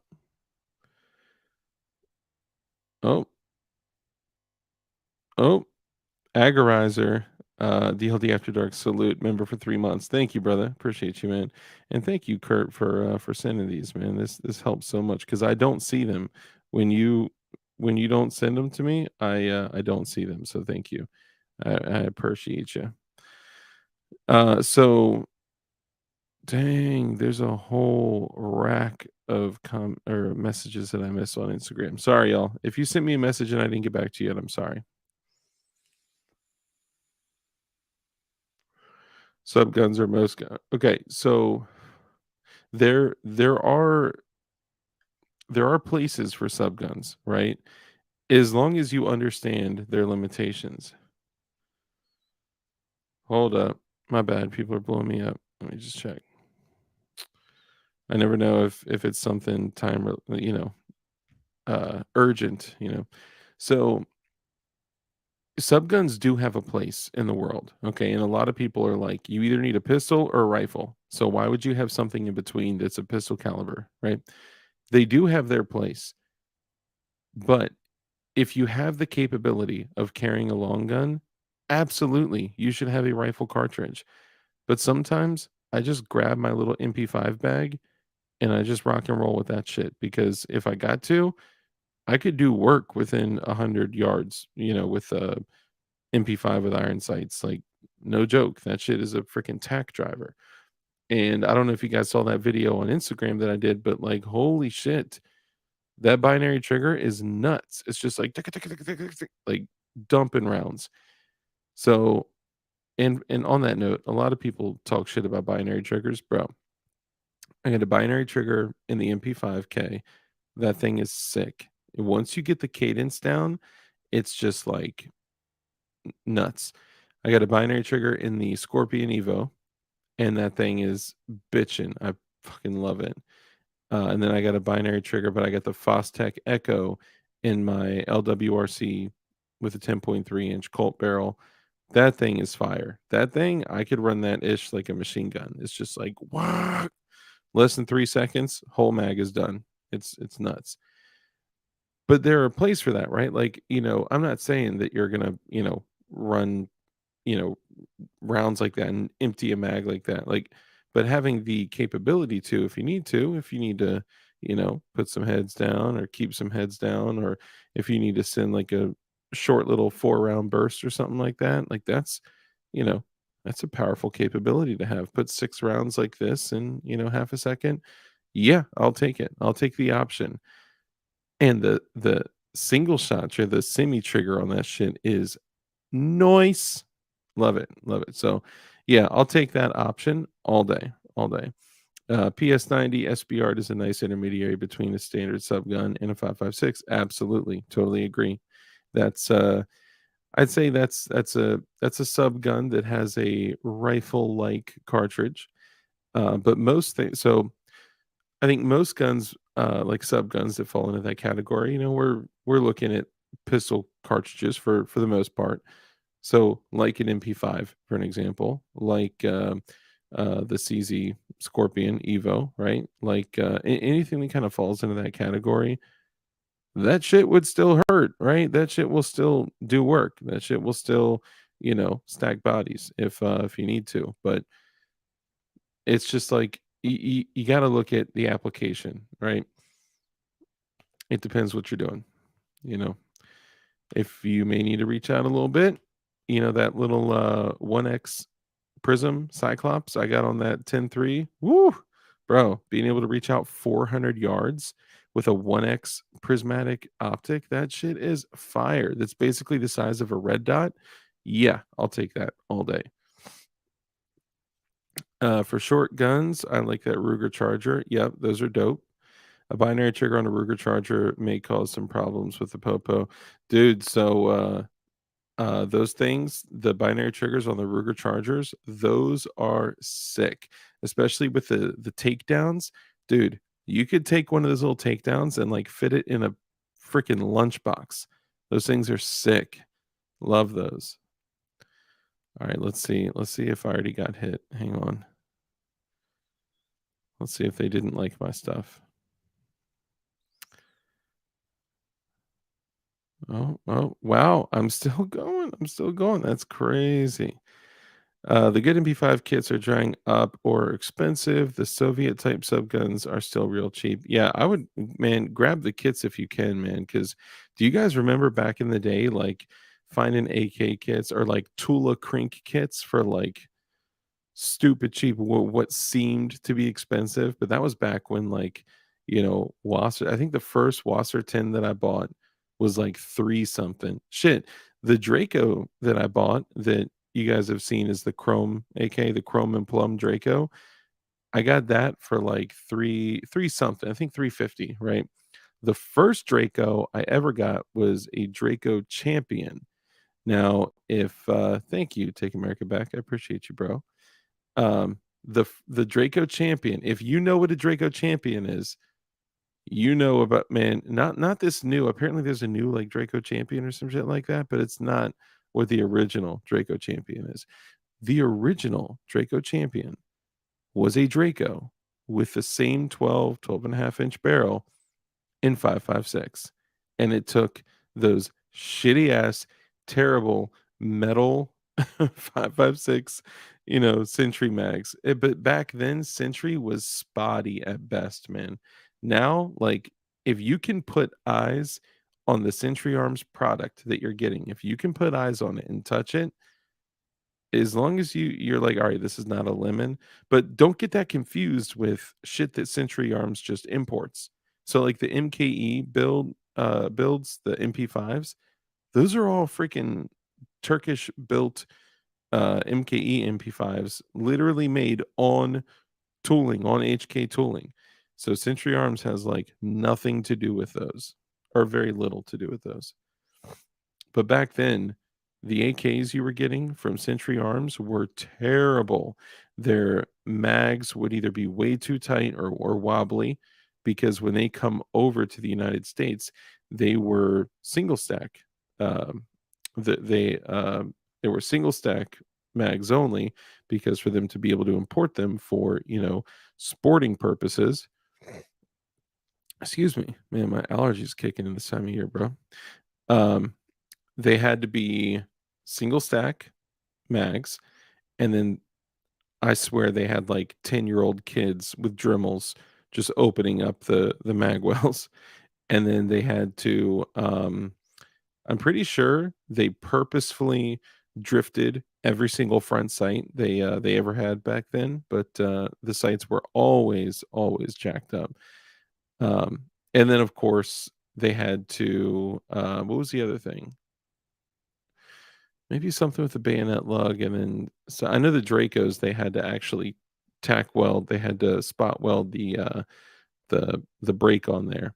But, you take a Dremel and yank that thing off and it's good to go.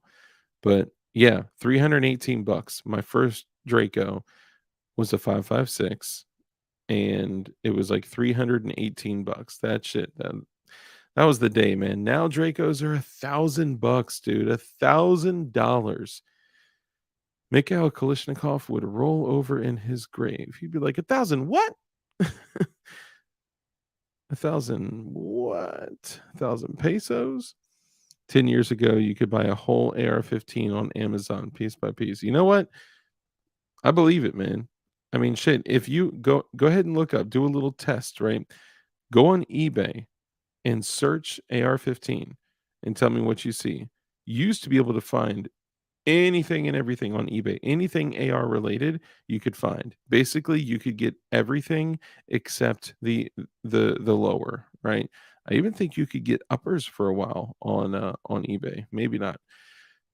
But let's say aside from the upper and lower, you could buy that shit on eBay. Now, nothing, right? So what I see is, Amazon, eBay, and all these places slowly removing shit like that, right? Because they don't want us to be able to just buy gun parts completely unregulated. Glocks, right now, you can go on eBay, you can buy any Glock upper slide, barrel parts, lower parts kit, slide parts kit. You can even get magazines that are, 10 rounds or less on eBay too. One day, mark my words, one day that shit will cease to exist. I could almost guarantee it. They don't want us having that shit. I'd love a Draco just for the hoodlum novelty. I know. Think of a chrome and plum Draco. But what I really wanted was a Draco C. The beautiful, beautiful underfolding Draco C. So what they did is either they did this by absolute mistake, or because they were just stupid and weren't paying attention, they built a bunch of Draco pistols on underfolding trunnions. So your rear trunnion was milled out for an underfolding stock assembly. Excuse me. So what people could do is literally take like a Dremel and stencil out exactly what they would need to remove to install an underfolder in there. And it's not that much work. I drilled through the rear trunnion, the pistol trunnion of my Draco to put a little Picatinny rail adapter on it. And I saved the Draco ad because I know it's all going away. Sorry, I was checking a text. Oh shit, I gotta plug up my computer. I'm tripping, bruh. I'm tripping, bruh. Hold up. Hold up. Ooh. Oof. There we are.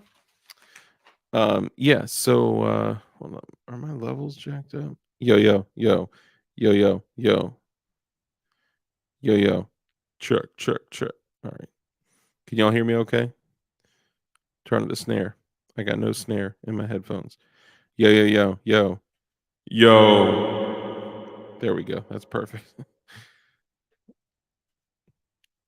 Tis I.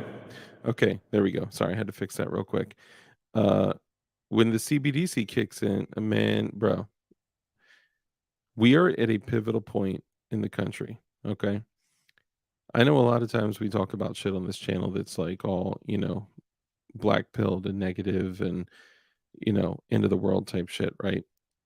But we are really genuinely at a point where the elites, the government, big tech, whatever, whomever, the banks, the banks will likely be able to control every single thing that you purchase or don't purchase, and they're going to be doing it with cryptocurrency.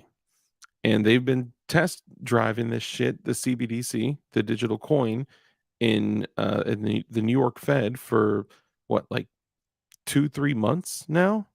They're doing the shit right now, and over the past like 2 years, they've been doing the whole CSR and ESG shit.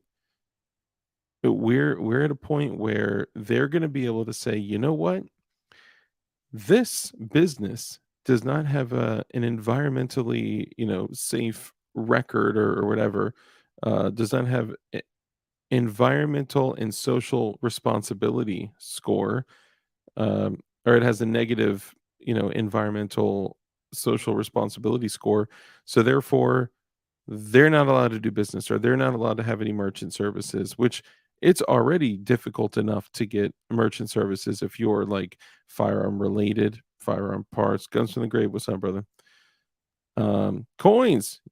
Coins are a thing, right? Nelson Coins, do you sell silver and shit? Holla at me, bro. Um, yeah, bro, the baglers. You already know what it is. Which I don't understand, right? Like, I get it. Like, I know they hate us. I know they hate us. All of them hate us. The elites, the government, right? You guys know my thing.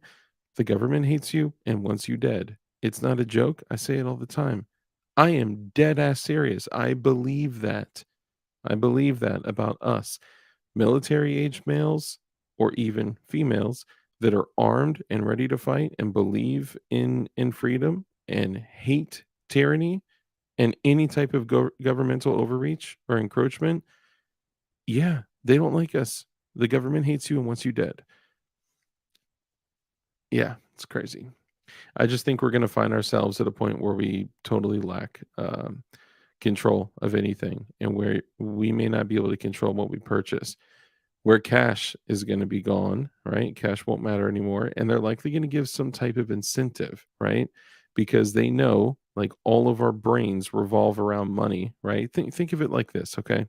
Guys, we literally pay thousands of dollars a month to drop our children off with strangers who raise them for us just so we can go to work to afford to pay for the place that they should be being raised in, but we're paying somebody else thousands of dollars a month to raise them for us so we can work to afford it does not make sense. It is completely bass backwards compared to like the way we're supposed to be living with a family. Right now, I know we got to work, we got to bring in the money, but we get so wrapped up around money and living in convenience and consumerism that we forget about the shit that's really actually important.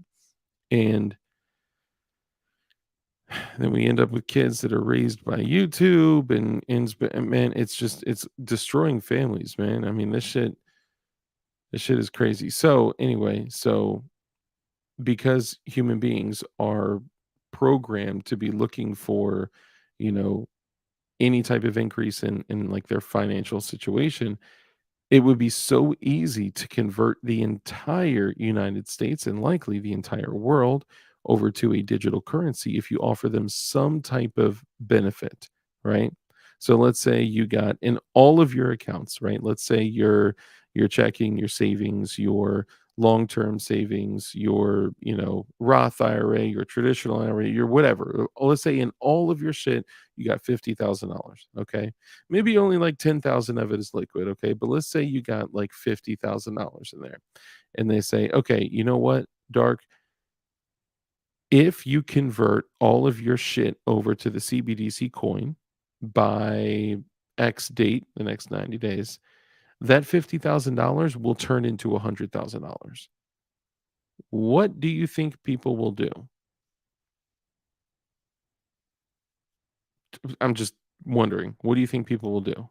Now, that may seem a little crazy, right? Why would they ever do that?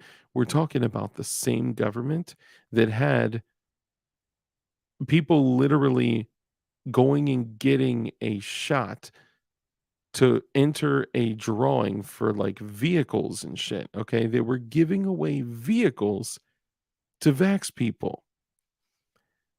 I don't think anything is far fetched nowadays. When I hear shit, when I hear what we used to call conspiracy theories, I'm like, oh yeah, whatever. It's that shit is to the fact that like I can come on here and say with certainty, I know I say it all the time. Okay. I bring this up as an example because of how damning it is. Okay.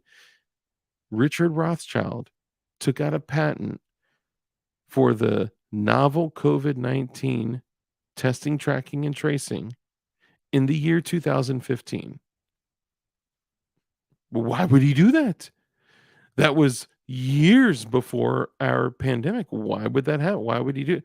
It is the most damning evidence. Now, if you follow that patent, you go all the way back, you can actually find like 2 dozen patents leading back to the year 2000 when the first patent was taken out in the year 2000 for the novel COVID-19 vaccine trials, and that patent was taken out by the CDC, right?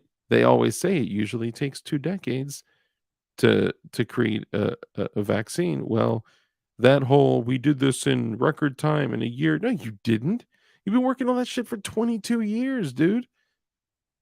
And the fact that all of this is public information, and when I tell normies, and they literally pull it up on the phone and they're like, "Whoa, that's so weird." Well, they must have known, or they must have, they probably took out hundreds and hundreds of patents for all these different sickness.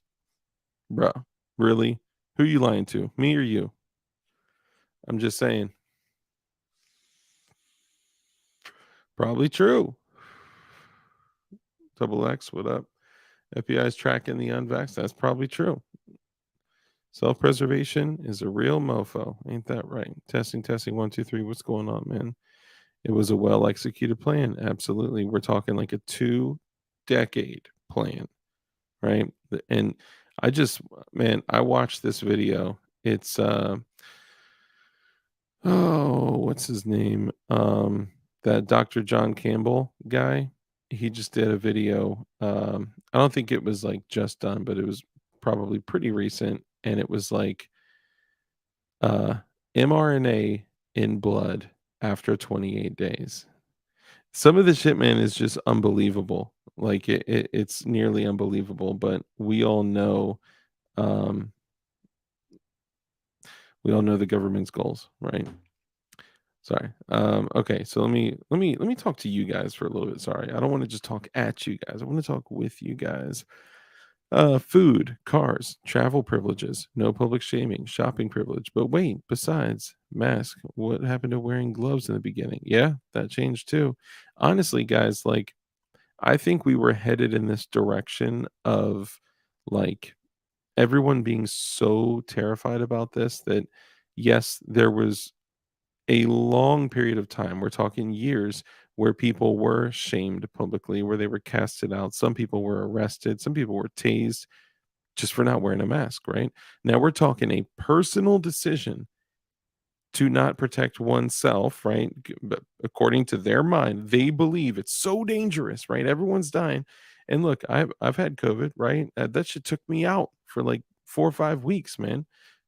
But I didn't die either. So I'm also not in the healthiest of conditions, right? Like I'm freaking overweight. I'm not I'm not in my peak physical condition. Okay.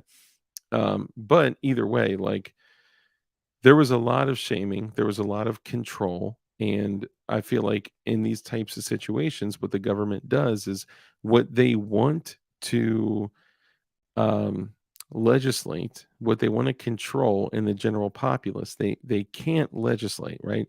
How could they legislate saying, you must wear a mask? Like, no, they're not going to do that. What they do is they start to enforce it societally, right? They start to enforce it through people, through the whack jobs, all the extremists that, are driving around in their car with their double masks on and shit, right? Getting their Fauci ouchies and telling all their family to get boosted. I mean, I know people shit. I got family members that sit around the dinner table talking about the next booster, right? Like I see both sides of the spectrum, right? Why can't people just choose freedom and independence? I think we were headed to a really dark place, but something changed. I don't know if something changed in the plan. I don't know if something changed in the vax or something. I don't know. I don't know, but this plan is not over, right? Yes, I'm sure they made literal billions of dollars. The Rothschild family profited off of every single Q-tip shoved up every person's nose for like 3 plus years. Okay, and for a while, those tests were like crazy expensive. So something changed, right? I don't know what it was, but something changed. And I think it was just something with the plan or something with I don't know. I don't know what it is. I'm literally just speculating and I'm just sharing my thoughts and feelings based on my experiences over the last few years. But this shit has changed lives, man. It's changed families, right? Like it's oh um Sam man, what's up, man? So Sam man says my wife was vaxxed and just had a stroke at 43 years old. What? A blood clot hit the brain, but they don't know where it came from, yet they said it wasn't from the heart. Oh my god. Dude, I am so sorry. Dude, prayers for you and your wife and your family, bro. I'm sorry to hear that. I'm hearing a lot of things, man. I think it would be okay if I talk about it because he's come in chat and he said it a few times, but if you guys remember, there's a gentleman that's been, part of our community for a while. He was actually on the show. His name's Adam Grubb, and he did a little bit of time for making some machine guns. Okay, it's whatever. He did his time, and he came out. And he's a free man, right? His brother passed away. His brother passed away recently, and he was in peak health. And the only thing different was the fact that he got the poke, right? The sheep's milk. So, he's relating it to that. He's sent some information about it and, I don't know. It is what it is, man, but man, Sam, I'm sorry, man. Anybody. Oh my god. Bro. My niece miscarried twins 1 day after getting the vax, bro. That's crazy, Z. Anyone else notice the people they know who took the shot and their skin looks more pale, like they lost color? I haven't really noticed that. That's an interesting thing. I may I may just overlook stuff like that, but I don't know. I'll have to pay more attention. Nothing to see here. Move along, folks, right? Blood flow reduction. There's so much. I mean, just the risk alone of like I don't know if you guys saw the video I posted on my channel of Sesame Street literally doing a special on getting the vax, and it's just this disgusting, like, solid, like, 5 minutes of Elmo's dad talking about it and Elmo talking about it, and it almost made it look like, and watch the video if you get a second, right? Like, "What propaganda?" Right? But it's Elmo basically saying like, "I got my shot and it didn't even hurt." And it goes to his dad talking. He's like, "I was so concerned and didn't know if I should get Elmo the COVID-19 vaccine, and I spoke with his pediatrician." Pause. Go and speak with any pediatrician and ask any pediatrician what they think. I've heard every single pediatrician be like, "Get the vax, get the vax, get the vax, get the vax, get as many vaxes as you can, vax, vax, vax." Of course, they're gonna say that shit, right? They said the same shit about my daughter. They're like, "Oh my god, like, we can get the vax, we can vax all over her," you know? I'm like, "Dude, chill out with that shit, bro." But this is man, the risk of myocarditis and all the issues, it's terrifying, right? Like, there's no reason that a child that has had COVID twice, right, and has natural immunity, there's no reason that they need to get a vax. Like, not for this, okay? I realize that they okay, that's a whole whole 'nother thing. Sorry, I'll shut up. I'm not, uh I'm not totally anti-vax, okay? I am completely against the messenger RNA vaccine, period, and I would rather eat a shotgun before eating some of that vax soup.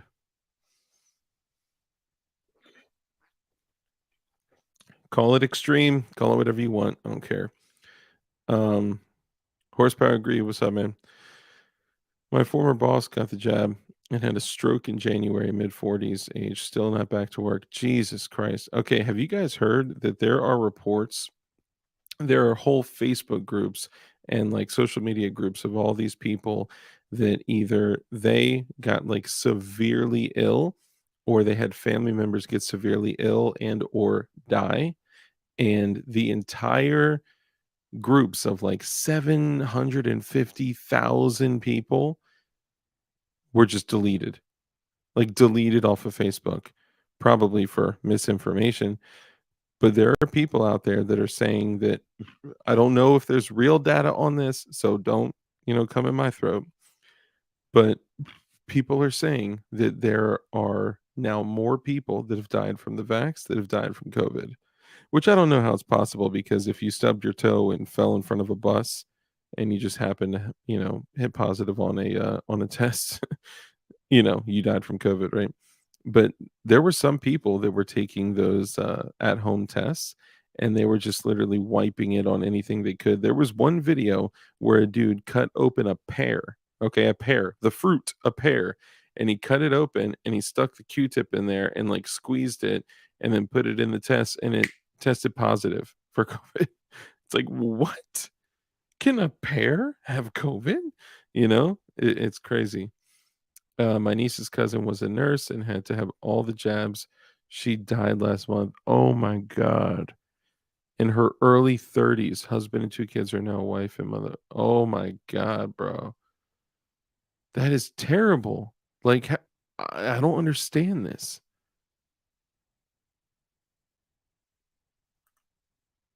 Jesus, hold on. If it doesn't keep you from getting it or passing it, is it even a vaccine? So vaccines and inoculations are they're all different things, right? This is not an inoculation, right? This is supposed to slow the spread, right? But this was also supposed to be 14 days to flatten the curve, right? Um, CNT Designs and Arms, that's not the worst of it. My mom has aggressive non-Hodgkin's taking over, and my dad is getting a stent in his heart in 2 weeks from now. It sucks. Jesus Christ, bro. There's a documentary about embalmers having a hard time sucking blood from cadavers because their arteries are lined with stringy goop. What? Never happened before 2020. It's well known in morticians. Oh my god. Dude, that's crazy. Same here, had twice, and we'll take that natural immunities. Yeah, dude. I've had it, and I'm good with that. That's my immunity coming through. You know what I meant. I knew somebody was gonna say something about that. Detective John Kimball, see my prior comment on my mortician friend. That was from a convo we had last week. Essay. Hold on. Let me go back here. Cali Prepper. They're turning into ghouls. Soon they'll avoid sunlight and feast on the living like Bill and Hillary, right? Let's see. Where's your earlier comment? I can't see it.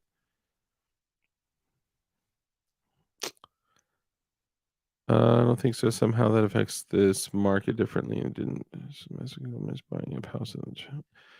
I don't see where it is. Am I tripping? So testing for 24, Detective John Kimball, Agorizer, CNT. Bro, I don't see it. I lost my job, Seattle Children's Hospital, for refusing to take the jab. Wow. Yeah, a lot of people I know. I don't know. Do you guys remember the guy that would come on our show all the time? Um, we called him Handsome Joe. His name was Joe, and he came on. He did a few shows with us, but I think the most notable one was the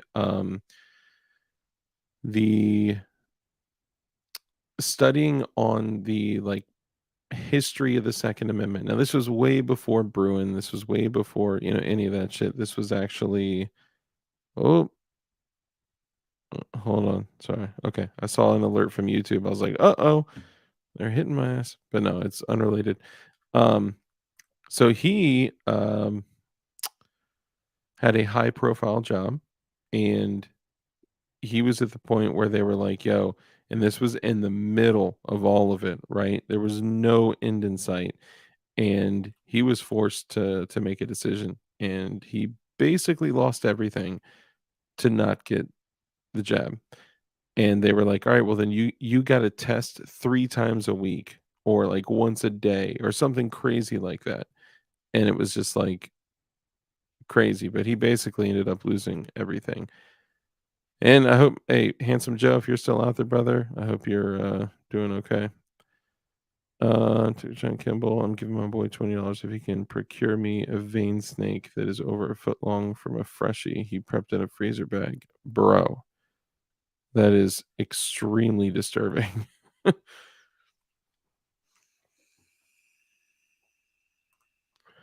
Spike protein for the COV is a spike protein from the AIDS virus. That's true. That it's also confirmed that oof. It's also confirmed that um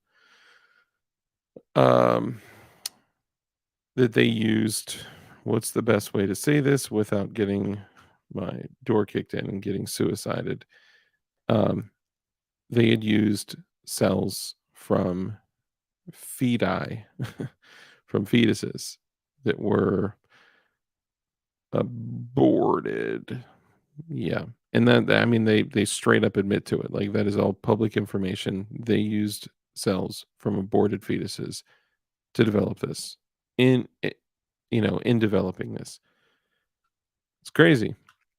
Stem cells, yeah. There you go. Ting ting. I saw that. Kimball Nanotech producing white stringy tumors and arteries. So here's the crazy thing. If you guys have not seen this, I think it's on I don't think BitChute. I think it's what's the other one? Rumble, Odyssey. Shit, what is it? It may be BitChute, maybe Rumble. I don't remember, but there's a video and it shows the mRNA vax under a microscope multiplied by like 1,000 times. It literally looks like little robot hands, like grabbing things and moving it around. It is insane. It is absolutely terrifying. And these are all doctors. It's a recorded thing, right? And the doctors are all talking about it, and they're trying to explain it to this woman that's interviewing this doctor, like, what in the world is this? And they're like, well, you got to see it to understand it. Like when I showed, so Flying Rich and I were on a phone call, and I sent it to him, and I was like, dude, you were not going to believe this. He's like, oh yeah, I've seen it all. I've seen everything. I'm like, no, no, this is different. And at first, it was just like nothing. Then you zoom in, and it's like these little things. Then you zoom in closer, and you zoomed in like 1,000 times, and it looks like these like crystalline things. And then all of a sudden, you see it go when they speed it up. Like that's what it was. They zoomed in like 100 times and then sped it up like 1,000 times. And at first, it's just these like crystalline features that are like frozen, and then you see it go like this, like and like grab something and like and like move it. It's literally like one of those games from Something Original. What's up, brother? It's like those games where you drop the hook and then it grabs it and then pulls it up and moves it. It's like exactly what it looked like. It was terrifying, terrifying. And I'm not trying to make this whole thing about like that, right? Like we've come like, you know, so far in that little 3-year time period, right? We all had the wool pulled over our eyes. We all were being robbed from our freedoms and independence. Our freedom was being borrowed by the government, right? For, with the faux, uh the wool of, the ruse of safety, right? It's always like some type of, safety. Do it for your community, do it for grandma, do it for. And then when I see like shit from back in the middle of all of it, when it's going to sound really bad. How do I say this and not sound like a total piece of shit? So like you see these people that were like nurses and doctors during these times, and I am certain that they experienced some very challenging times. I am certain that they saw people very hurt, right? People hurting, people dying, and I'm sure that was very bad. But then they turn around and they honor these people. And I'm not saying, look, you help people, you run around and you run around like a crazy person, 24-hour shifts. And look, I don't want to take that away from anyone, right? But I'm talking about the people that were like saying, if you don't get this, then there's blood on your hands. And you don't, first off, this is my choice for my safety. If I'm choosing not to do something for me personally, should have nothing to do with you, especially if you're vaxxed, right? There's that joke, right, where the guy's like pretending to be like a crazy leftist extremist, and he's like, well, I'm vaccinated, and if you're not vaccinated, then you're well, no. So if I'm vaccinated, then I'm safe, or no, then that means you're not safe. But if you're, hmm, okay, and he like puts on his glasses and he like starts flipping through papers. He's like, if you get not vaccinated, but if I'm vaccinated, then I'm not. No, you're safe in that. And it's like, dude, it's the people's choice. It's their individual choice, right? I know people that are like straight up. I'll never forget this day. Okay, so in the middle of the pandemic, I'm going around, and at the time I was doing something different professionally, and I would go to people's homes. Okay. And it was that weird time where like people were like, will you please wear a mask or whatever. Okay. And with what I was doing, I would wear a mask in people's homes if they had asked me to, but I wouldn't go up there with a mask on my freaking face. Right. But anyway, so that was also back when like, it was like, even, like, people like us were like, "Shit, I don't know what this shit is," right? Like, I don't know. I have no idea what this is. Like, I don't want my daughter even outside of the house, but it was before, like, we knew anything, right? I knew it was bullshit from the beginning, but I still didn't, want, my daughter to get sick or anything. But anyway, so I walk up to this house, right? The first thing I see is a Jeep, brand new Jeep, gorgeous. It's in the, uh, driveway, and it's got, the Gadsden flag license plates. And I'm like, oh, these are probably gun guys, right? Because I would come out, I'd see people's like man caves with their gun safe and their stags on the wall and all this shit. And then inside the garage, I see a Gadsden flag and I see an American flag, and it's like a whole bunch of tools everywhere and shit like that. And oh, Nelson Coins, I'll talk to you about that and the Vax remorse in just a second.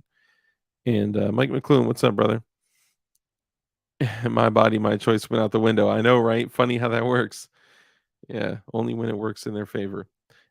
And I walk up and the dude is like you know, a little older, probably like Rich's age, okay? And he's in this like man cave of, you know, freaking Gadsden flags and American flags, and there's like deer on the wall and shit, like straight up gun dude, right? Kind of a FUD probably, but it's a gun dude, right? And I was like, I like the license plate, right? It was a Gadsden flag. And he was like, oh, thanks, man. And I was like, do you want me to wear a mask? He's like, "Pfft, no, you don't have to wear a mask in this house. I was like, oh, okay. He's like, all of us are vaccinated. I'm like, bro, really? He's like, yeah, my whole family, me, my wife, my son, my sons, both my daughters. It's like, bro, like, do you not understand what that shit in your and I get it, okay? It's the individual choice, and I don't wanna shit on people that have to make that choice. Maybe they had to make a choice or whatever for their individual situation or their family or whatever this I don't wanna judge them for that, but dude, it's the same people that rock like a thin blue line sticker next to an anarchy sticker. And I'm like, do you not know? Do you not get it? Right? I got no problem with an anarchist, right? I would say I'm probably more ANCAP than, I was like, 10 years ago, right? Like I would say I would fall in that category, but most people don't understand that what they're doing is contradicting, right? So I try not to judge others, but man, that shit's hard, dude. Like, oh, yeah. Take America back. You got it. Eagle Run 23. What's up, brother? Chinamemba. Vanessa Kitty, good to see you. Thank you for joining us. Appreciate you. Yeah, we're just kind of talking shit. Scare tactics. Yeah, man, I'm running solo. Running solo, bro. Mike McClune. Good night. Good night, brother. I was flipped off, told I should be shot and would die from not mask wearing. Well, I'm still here. Dude, I know. Isn't that crazy? Oh, you don't feel well? Mike McClune doesn't feel well? Damn, I hope you feel better, brother. Take it easy, man. Yeah, I was just kind of chilling tonight. Nothing particular. I just here, I'll show this one more time. I'll show it one more time. Hang on. I really wanted to talk about it. Well, I did for like an hour, but I really just wanted to come in and talk about my 37 millimeter because that ish is fire. No pun intended. Straight fire. A huge fire coming right out of the muzzle into that thing. I'll play it one more time. Why not? Eep. All right, hold up. For the people that weren't here before, I'll play it for you one more time. Technically, taking the vax is an expression of freedom. Yeah. So that's why I'm saying I'm trying my best not to judge people, right? Because it's the individual choice. And I find myself like I find conflict at that point, right? Because it's like they deserve the freedom of their own expression to get it or not get it, right? But then afford me the same thing, right? The problem is that when people are like, y'all know, it's when people are saying, "Well, I'm vax," you're not vax. You got to get vax. If you don't get vax, you're killing people. You're a super spreader. It's like, dude, really? You have the individual right and the freedom to go get whatever you want pumped into your body, whether it's a vax or if it's fucking heroin. I don't care, right? But don't force others. Don't project that onto others. And I guess where my conflict is that people are advertising that they live in this space of rebelling against the government, but then they don't, you know? I don't know. Maybe that's not a good example, but I'll just shut up a little bit. All right, let me play this one more time for y'all real quick. Real quick.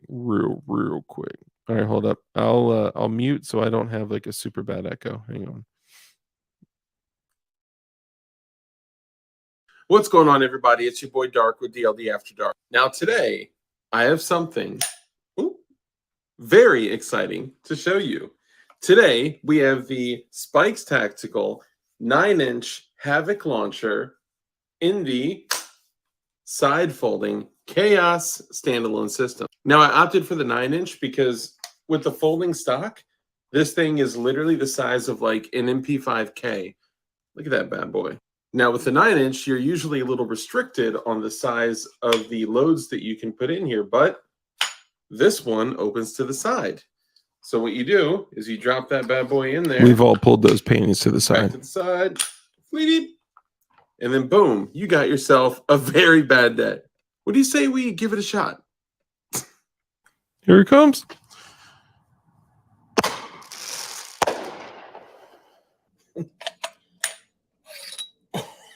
That was what's going on, everybody. It's your boy Dark with DLD After Dark. Dude, it was just so much fun doing that, man. I can't even explain like how high up in the sky that was in 2 seconds, man. Shit. I mean, it can't be going as fast as a 9mm because a 9mm would have been like, you know, freaking like over 1,000 feet up in the sky at that point. This was probably several hundred. It's probably going more like the speed of a crossbow, right? Like, 300 or so feet per second. But bro, when I show you these rounds, they're over there, so I can't grab them right now. When I show you these rounds that are probably about this big, more than half of that is glue. Okay, so use your imagination. If there were not rules or laws, you could put a lot of creative things into things like that. That's all I'm saying. I don't recommend that anyone do, and I recommend, of course, that everyone stay within the confines of the law, whether it be state or federal or local or, anything. But yeah, you could do a lot with that if you wanted to, if there weren't laws. I have this thing that I envision. Okay. Now, this thing that I envision is using one of those high pressure casings, which uses an aluminum base that screws on to an aluminum tube, and then the base that you put the lift charge in, let's say it's like 50, 60 grains, you slide a copper sheet on there, super, super thin copper sheet, and then you spin it down and you crank it down so it like literally pins the copper sheet right over the lift charge. So when it goes boom, it's got all that added pressure of the copper being formed over it that it blows through the series of holes and it launches your shit like literally 2, 3, 4 times faster and with so much higher pressure than it typically would with anything else. If you were launching now, this would be illegal if it wasn't registered as a destructive device, and anything that is anti-personnel would be considered a destructive device. Even rubber balls and foam, foam batons, or whatever you want to call them. So don't break the laws. I'm just talking, right? We're just talking here. And now that we're talking, what I'm thinking is like, to make it as close to, which would be illegal, don't do it, to make it as close to something like a 40mm, if you were to have some type of machined aluminum payload in there that threaded together and then you sealed it with some type of something, and even if you use something more rudimentary like black powder or flash powder or some type of low grade explosive, that shit would still be blowing up at like 2,500 meters per second, right? And if there were to be other stuff in or around it too, you're looking at something that could launch a grenade, right? With, oh man, I should probably stop talking about this stuff. I'm just thinking like of something like in my imagination only, right? I would never do this, and I don't recommend that anyone do it, but you could fire something like that out of a destructive device because those would be devices that are destructive. Yeah. Would it be destructive device if you shot dildos out of it? Probably. Probably. Those ones are designed to use like 7 grains of smokeless powder. Oh yeah, the high pressure ones are. You're right. The high pressure ones are way less powder. Um, the typical lift charge for like these aluminum shells that are using the powder cups, the pressure is so little that 50 to 60 grains for a lift charge is normal. That's why you get all that fire and shit coming out of it, right? Like look at this. Look at this fire. Look at this fire. Now today, I have something I don't think I can. very exciting to show you. Yeah, I Today, can't we have the Spikes fast forward, Tactical but 9 we'll see in inch just a second. Havoc It's a 1-minute launcher video, y'all. Come in on. the side folding Chaos standalone system. Now, I opted for the 9 What if inch you launch because building with the material folding out of stock, it? Would it make this it a thing is literally the constructive size of device? like an Probably. MP5K. Look at that bad boy. Now, with the 9 inch, you're usually a little restricted on the size of the loads that you can put in here, but Yes, the size of this the one loads. opens to the side. So what you do is you drop that bad boy in there, Get her built. side, and then boom, you got yourself a very bad Yes, day. you'd have What do you say constructive we give it a shot? intent of a constructive device.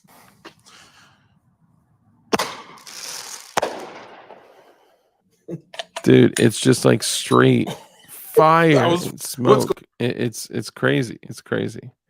All right, that's it. I'm done. I'm done doing that now. I know it's super exciting because like the video doesn't do it justice because like the feeling of that boo, like it's just so dope. And I was gonna reach out to one of these companies that sells launchers and sells, the preloaded rounds and all that.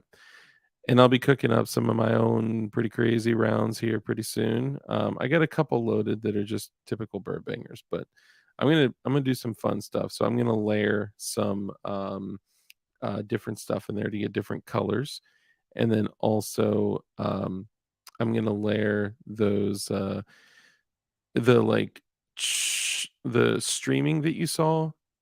What they typically do is they literally take fuses and they cut them into little like snippets, and it like crackles on its way out of the tube. With a 2-second time fuse, though, depending on the speed of those things, like I wanna go launch some more like practice rounds, like to get some more time behind it, so I can actually like aim with it. I want to get one of those VLTOR adjustable arc red dots. Oh my god, those things are nasty. Dude, when I was at SHOT Show and I had the opportunity to handle the SSGL, which is the 40 millimeter single shot grenade launcher from VLTOR or Voltor, bro, that thing is sick. It is built like an effing tank. And those red dots, a red dot, you can adjust it so it's on your top, your Picatinny rail, right? Your flat top. And you can literally grab it and you can arc it up to aim 800 meters away with a 40 millimeter grenade. That's crazy. That's crazy. Yeah, man. One day, one day. That click then ooh at the beginning cracks me up every single time. Yeah, it is kind of funny. It's got this button. So the way that this works is like it's got the button on the side, right? And you push the button and pull it up, and then you have to pull it up a little bit more, and then you angle it out to the side. So when you bring it in to close it, you can bring it back in, but it's not technically closed yet until you press the button again and then close it all the way, and it makes this like boink, like this little like boink sound. It's kind of funny. Hey, Nelson Coins is a new channel member. Everyone, welcome Nelson to the Glowy Squad. Hell yeah, appreciate you, man. If you shot dicks out of it, then you would have reproductive devices. This is true. This is true. If I buy a dildo shooter, I can buy a new toy every week. If I buy a dildo shooter, I can buy a new toy every week. So, yeah, I don't know that one. It's tough for me to comprehend. So are the cardboard rails for postal label thermal rails also? Sorry. Okay. So are the cardboard rolls for postal label thermal rolls also? I don't know. I may miss all of this is going over my head right now. I don't I don't know. They got plates on shoot 'em in the dick. Clint Smith. Yep, this is true. Let's see. And with some other shit. So honestly, it's best to just purchase things that are purpose built for 37 millimeter reloading because they're dirt cheap. Super duper dirt cheap. Um, Let me see. Well played, Rip Dango. The cardboard tubes from thermal receipt rolls and a few rubber bands is great for making bird bangers. Yeah, so it just depends on the thickness. And depending on the thickness of some of the I got some tubes over there that I cut up. Depending on the thickness of them, yeah, you may have to put rubber bands on them, right? To keep the tension in there so they don't like fall out. Gravity is usually your friend, unless you don't have rubber bands on your ish. But you can also take hot glue and literally hot glue around the gap. That way it stays in too. But the second that that thing fires, it's going out of there, right? There's not going to be anything. So the other thing is if you buy preloaded ammo, the way that they put discs on there, hot glue around the disc too, because you don't want any moisture or anything like that getting in there. Here's a question I have though. So many people all over the internet say do not use flash powder in your 37 millimeter launchers. And then when people are like, okay, why? They say because it's dirty and it's dangerous. Okay, well, it's dirty. So you must be talking about for the lift charge. No one should ever use anything but like Pyrex for the lift charge. So are you saying that flash powder is stable enough to use for the firework for the payload? Because when they're shot out of mortars, right, they're stable enough for that. So then it must be stable enough to use for the payload, right? But then people are like, no, no, don't use it for anything. Don't use it for anything at all. Okay, why? Because it's dirty and it's unstable. Then I light off a mortar, a freaking 8-year-old mortar, stunk, and it's just as high up in the freaking sky. So I don't get it. I don't get it. Somebody help me out. Can you let me know? Can I use flash powder in the fucking payload of the 37 Mike? Come on. Playing chariots of fire, music, and firing a slow motion 9-inch dildo in a criminal's face would be a great video. You know what? Yes, that would. I concur. I concur. There it is. Why would you ever? Okay, please God, why would you ever use flash powder for the lift charge? Like that doesn't even make sense. I mean, I guess you probably could, right? But Pyrex is easy to get. I mean, there was a time that it was difficult to get, but make black powder. If you can make flash powder, then go make black powder, right? Go make Pyrex, or well, not Pyrex, but you know what I'm saying. Go make the equivalent to some triple FG. One woman's what? Yeah, I don't know where this just went. One woman and 60 guys. Okay, I missed something for sure. Depends on humidity. Yeah, I mean that's why the idea of aluminum excites me. but but laws, rules, regulations, restrictions, government ordinance, sanctions, all that stuff. Follow all that. Still waiting for Dark to get the joke. Yeah, which joke? I don't know. I missed a couple. If I buy a dildo shooter, I can buy a new toy of Oh! I get it now. I was thinking of a toy like a gun, right? Like a new gun every week, but it's a new toy, like a sex toy. Yeah. I thought it was something way funnier and way more, like, difficult hiding in there, but, you know, ask Great White about pyrotechnics. Dude, pyrotechnics, like, fun with chemicals is fun for the whole family, okay? You can do so much. It's crazy. And of course, I recommend that everybody follow all the laws, the rules, and the regulations. Look, messing around with explosives is something that is federally legal, and you guys can do whatever you want. Just make sure you follow the laws and stuff. AR cannon 10-inch rubber dong launch challenge. That would be dope. That would be dope. But I'm thinking of like a reactive dong, right? Like something that when it lands, doom, right? There's a guy that created a 37 millimeter projectile that has a has a design. I think I can talk about this. He sent me a picture of a cutaway, and inside there's it's like a think of like a rocket, right? Like a you know like a conal shaped rocket, and it's got fins on it, and it's got like a big payload area there, right? But then the top of it is kind of like spring tensioned a little bit, and it's got a ramset blank on the inside. So when the outside pushes down hard enough, when it lands, boom, it sets off the ramset, and then the ramset sets off a primary, then the primary sets off the payload, right? It's freaking genius. But you got to be careful with that kind of stuff because,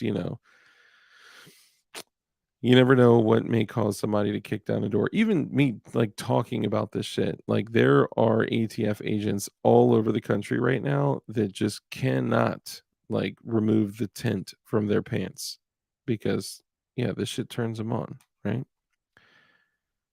Great White killed like 100 people at their concert. Oh shit, no way. Oh, dude, I remember seeing that. I saw the video. They like stampeded out and a whole bunch of people got trapped in there and burned to death, right? Yeah, 10 rubber green fuse up the shaft to a warhead with a metal cup on the oh my god, you guys are terrible. You know what? So this is a good question, Agorizer. DLD After Dark, whatever happened to the gay R15 and the gay K47 project? So I do want to say that I haven't given up on it. Okay. I actually had a viewer, Coop CNT, send me his dong. I have his dong in my possession as we speak. And that dong will be used for the gay K. I just need to actually put some time and energy into actually doing it. There's so many things that I just haven't been able to do yet.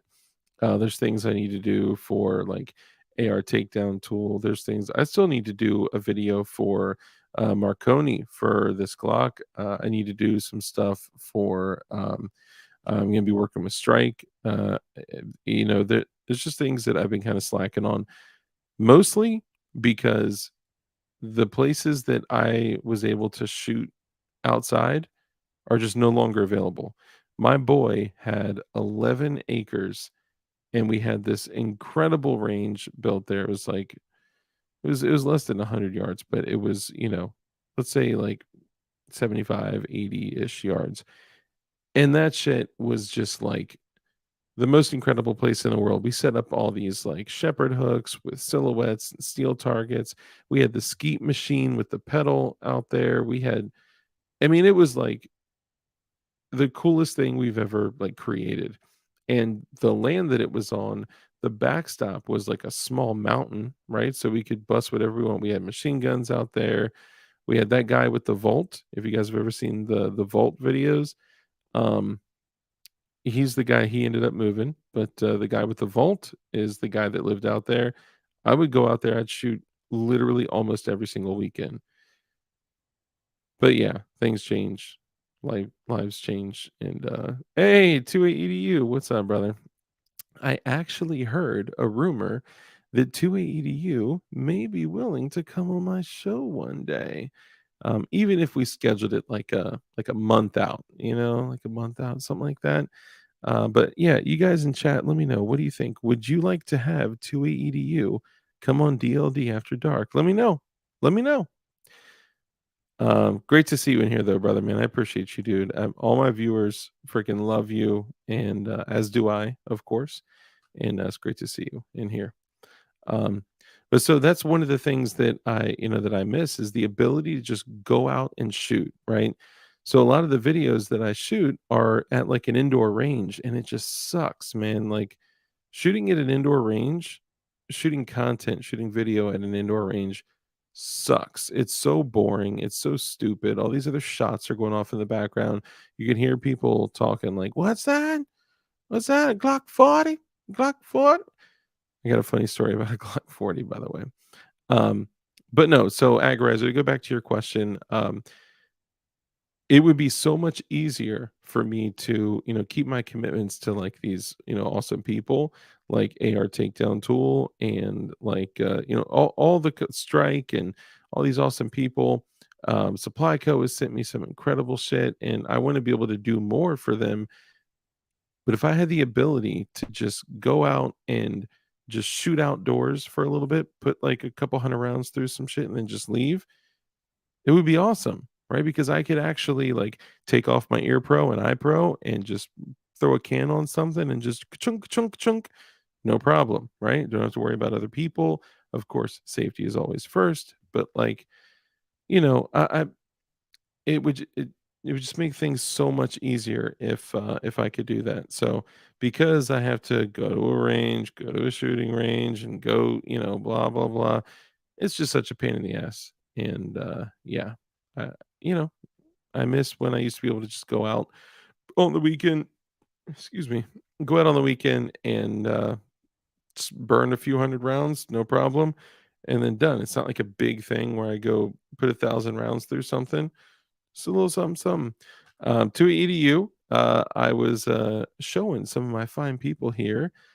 Um, what's an indoor range? Constitutional Carpenter. What's up, brother? I did say that I wasn't going to show it again, but now that you're here, I am absolutely going to show it again. This is my 37 millimeter launcher. I'm going to mute myself so I can yeah, sorry guys. I know you guys are going to be like, "Oh my god, are you playing it again?" Yes, I'm playing it again and you're going to enjoy it. Ready, go. What's going on, everybody? It's your boy Dark with DLD After Dark. Now today, I have something very exciting to show you. Today, we have the Spikes Tactical 9-inch Havoc launcher in the side folding Chaos standalone system. Now, I opted for the 9-inch because with the folding stock, this thing is literally the size of like an MP5K. Look at that bad boy. Now, with the 9-inch, you're usually a little restricted on the size of the loads that you can put in here. 280, watch this one. Watch when I bust around out of this thing so in a suburban neighborhood. Drop that bad boy in there. Back to the side. And then boom, you got yourself a very bad day. What do you say we give it a shot? Give it a shot.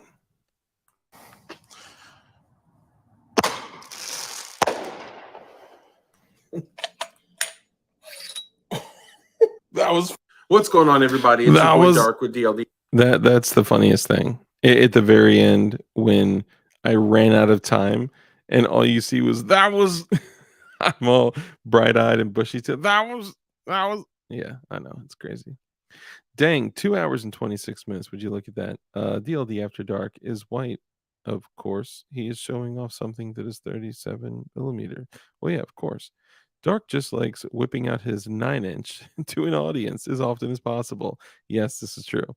Heck yeah, it's awesome. Thanks, man. Appreciate that. Yeah, it's fun, man. And honestly, like think of this, like being able to load up a whole bandolier of 37 millimeter and then going to an outdoor range. Like imagine how awkward it is when your boy is like, "Yo, you want to come shoot at this range?" And I'm like, "Can I bring my 37 millimeter?" And they're like, "It's an indoor range. It's 25 yards." Like, no, dude. What are you talking about? I can't even shoot shotgun there. Dude, I used to burn through shotgun ammo because I could just shoot low brass, BS, right? And I could just run it all day, doing trick shots, breech loading, throwing up rounds in the air, catching it with the breech, closing it, and bam! Dude, I miss doing ish like that. Thank you to EDU. Appreciate it. I mean, they're essentially glorified fireworks, but there's some really cool stuff that you can do with it. I got a really cool bird banger. It's gonna have a little snap crackle pop to it, so I'm pumped about that. But getting on this other last part, then I'm gonna go ahead and sign off here in a moment. Is I'm gonna be switching it up, and though I'll still probably carry the 43X, right? Because that's my go-to, man. I love that thing. I think I'm gonna switch over back to a 19 with a dot on it. I just miss rocking a dot. And I think it's on the other side. I have so my usual go-to is the JM4 tactical holster. That thing's been awesome. Um, JM4 literally made a custom holster for me where I can carry a Glock with a light on it and a red dot in a magnetic inside the waistband low rise holster. Like crazy, crazy. It's incredible and I love it. But today I went to look at a couple guns, and one of the guns I looked at was a Glock 40. Hey, the GD Bacon, what's up, brother? Good to see you, man. The watching slash like ratio here is disappointing. 338 with the 338 super chat, man. I like that. How do you guys like pick the amount? I can only slide a little bar to choose what to give. That's unfair. I like how you guys get to do like cool like amounts and stuff like 556 and 338. You guys are awesome, by the way, man. All the Cash App and the you guys are awesome, man. I love all y'all.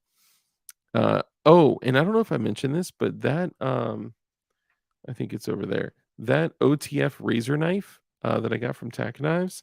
By the way, if you use code DARK at Tack Knives, you save 20% off. I'm just saying. I don't think I was supposed to show you guys that because the owner hit me up and was like, "Hey, I got a lot of people hitting me up asking me about this OTF razor knife, but it's not even out yet. It's not available yet." I was like, "Oh, whoopsies!" But they included like a whole stack of SK5 high carbon blades and also, and it's not expensive. You know, it's inexpensive. So it's like it's just cool as shit because it's a knife that you can use for utilitarian purposes all day, every day, and not feel bad about it.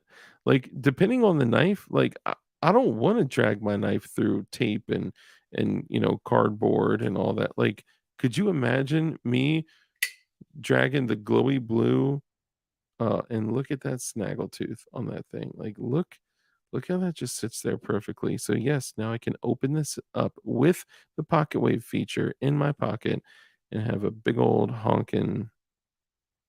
Look at that thing. It's gorgeous. I love the um what's it called?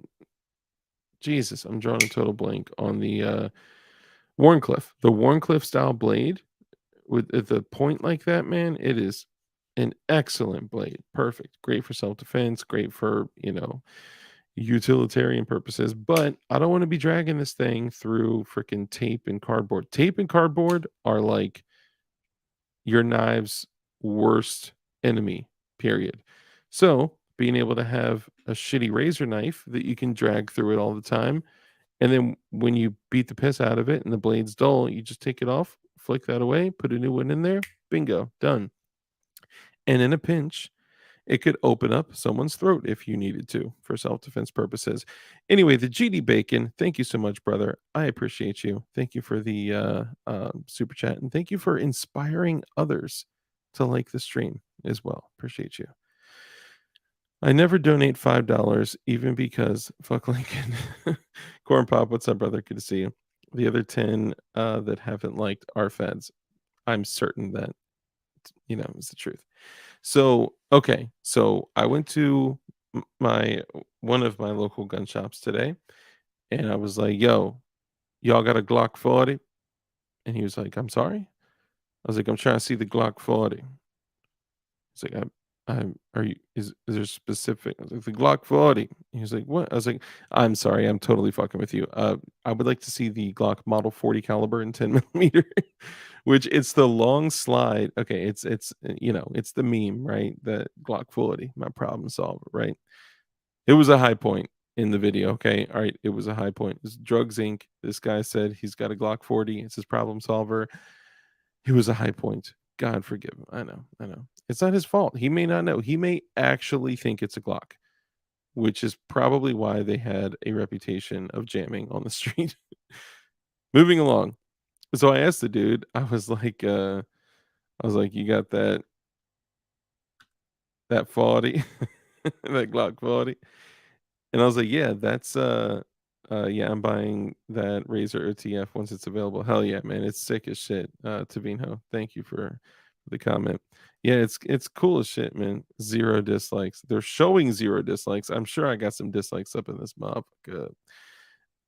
So the Glock 40 is the long slide 10 millimeter. It's still carryable, right? It's essentially the same thing as carrying a 21, but with another couple inches on that thing. But right now, so I got a couple other builds that I'm working on, several other builds, and dislikes do help your views. Any engagement at all. When people leave comments like, I hate you, you're so stupid, it still helps. So the let's see, I got a few builds. One specific okay, so let me back up a little bit.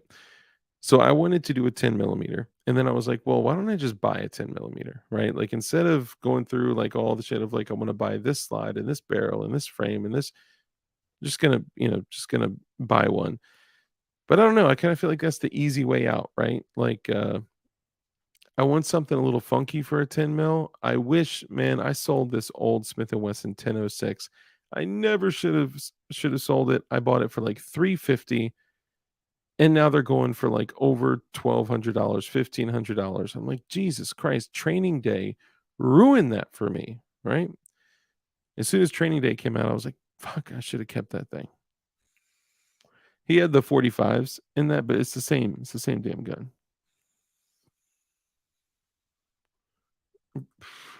When I encounter ebonics, I walk away or ignore. Yeah, it's difficult. Where I grew up, ebonics is the most well-known language. 10 millimeter for the win. So I agree. It's 40 caliber Magnum, right? Or 40 caliber is 10 millimeter short, whichever way you want to look at it. And hold on, let me say 10 by 25 is best 40. So most 10 millimeter loads nowadays are just for okay. So this is true.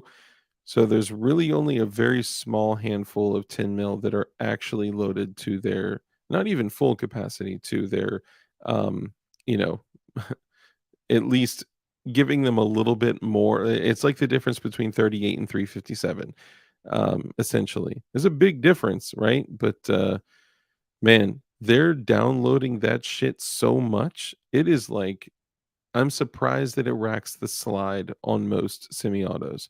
But Buffalo Bore, Underwood, what else?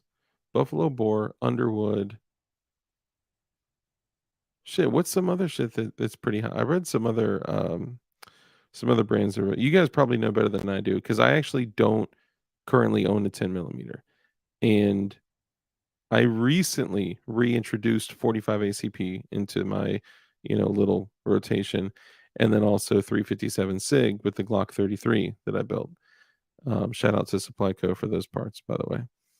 Um, but man, I do feel like I need a 10 millimeter, and getting that long slide Glock, like that would be dope. I would love to roll around with a big old, honk and slide. And there's also something that I love like a lot about the Glock 34. So the Glock 40, which is the long slide 10 millimeters, just kind of like its older brother. But the buying versus building, right? They got the 10 millimeter M&P out. They got I handled the new M&P 57 today. That's pretty cool. A gas system in a gun with a rotating. But I was like, okay, this is cool. And I handled it at Shot Show, but I don't know. It was different. Like I got to spend more time with it. I had more of an intimate time with it. But yeah, I don't know. Blazer and Federal FMJ 100 is pretty weak. Yeah, I could see that. I mean, I would like for range ammo, put whatever through it. But the sad thing is that like people are getting a 10 millimeter because they're like, man, I could use this to protect myself from bear or very large animals. What if they take this shitty ass downloaded ammo out in the woods and then they encounter a bear? Like Jesus Christ, these ammo companies, they have no idea what they could potentially be doing to people or not doing for people. So it's just too much of a risk, man. Like I know buffalo boar is some hot shit. Polygonal rifling and cast lead is no bueno. Yes, this is true. So that's another thing about me considering building a 10 millimeter Glock as opposed to buying it or just not buying a Glock 10 mil, right? Getting something else altogether because I would like to throw some like baller ass, heavy ass, solid lead rounds out of a 10 mil. And y'all know the factory Glock barrels are dog shit with that. So, I'm considering that, but it would be pretty simple for me to build one. But Polymer 80 had this huge blowout sale. And you guys know I'm a dealer for Polymer 80 because I buy a shitload of their jigs at DLD Hardware. You can buy jigs to finish your Polymer 80s, your PF940C, your PF940V2, your PF940SC, PF9SS, your PF45, your 10 mil, your 45, whatever you want, right? I'm also adding a new AR jig. I've got new 1911 jigs, and not all are in stock, but for the brand new bridge frame, for those of you that may not have seen it earlier, I have these available so you can actually complete your build and you can drill the second locking block pin that Polymer 80 is not drilling for you anymore. So that's very important. Um, so yeah, you can go there. But the shit, what was I saying? I was saying something about so Polymer 80 was having this huge ass sale. Okay. And my rep hit me up and he was like, yo, Dark, we got this huge sale going on. We'll cut your costs on this stuff and this stuff. So I didn't need an order, but I want to support them because obviously they're trying to, increase orders and stuff. So I ordered, some 19 jigs, some 17 jigs.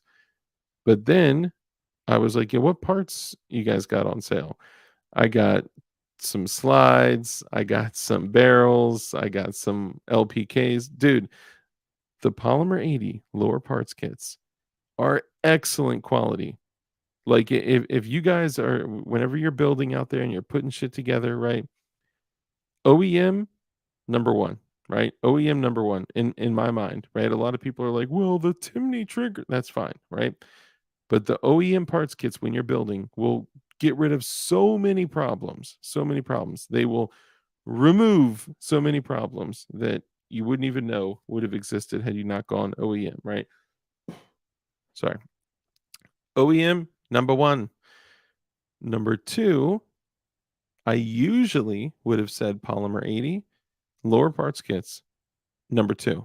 However, you can now purchase Shadow Systems lower parts kits. Yes, the Shadow Systems that are $1,000 Glocks. You can now purchase those.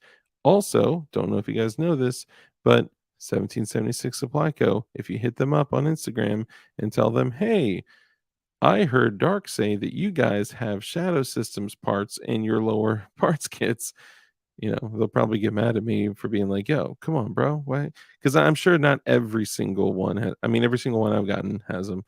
Every single one Flying Rich got has them. So I'm sure that's like their thing. That's what they're doing. But let's say most of them have Shadow Systems parts kits. Um, so Shadow Systems would be number 2. Number 3 would be Polymer 80. Anything and everything else after that is almost guaranteed to be by the same manufacturer in Taiwan. I was very disturbed, and I'm sorry, but I always am gonna speak the truth, right? I'm working on setting something up with Strike Industries right now, right? I was gonna buy one of their slide parts kits, and then someone had said, "No, don't do that. Those are just overpriced kits from" I'm like, "What?" They're like, "Yeah, it's the same manufacturer as" No way. Yes, the same manufacturer in Taiwan makes these kits, at least all the metal parts, for this company, this company, this company, this company, and then they take the polymer parts and put their name on the polymer parts. I'm like, "What? Are you serious?" So you buy them here, they're 35 bucks from this shitty company. Then you buy them here for 40 bucks, from this company. Then you buy them here for 50 bucks from this company, and you buy them here for 60 bucks from Strike. I'm like, "No way. There can't be any way." I have a few P80 LPKs, and the trigger bar was really bad. Really? Man, I've had super great luck with them, man. I, uh I don't know. I mean, maybe, maybe they were lemons. I've had great luck with them. Maybe my few that I've had, like, awesome luck with, it could be the lemons. I don't know, but, yeah, that sucks. That's unfortunate. I mean, there's always, Shadow Systems parts get rid of 99 problems. Yeah, I mean, Shadow Systems have excellent parts. I really, really am, like, on a nearly, like, weekly basis, I am tempted to just go out and get $1,000 Shadow Systems, like, just to it's just like, yeah, it's a Glock, but I just feel like I need it, right?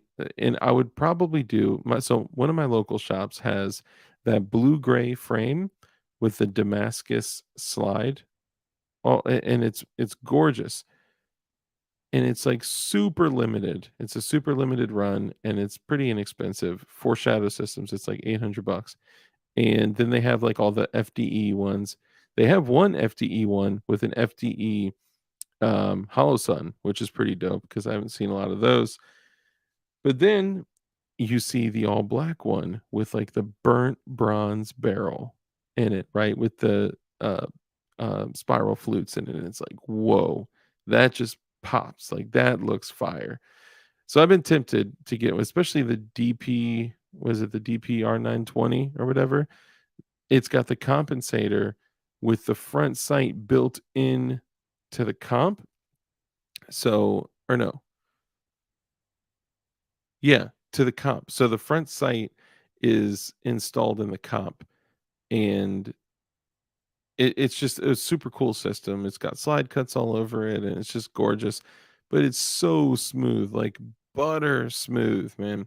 So I've been tempted to do something like that, and every now and then, depending on the places you look around, you, you may find Shadow Systems lowers or Shadow Systems slides because they get parted out from time to time for a really good deal. So, you know, you can look around.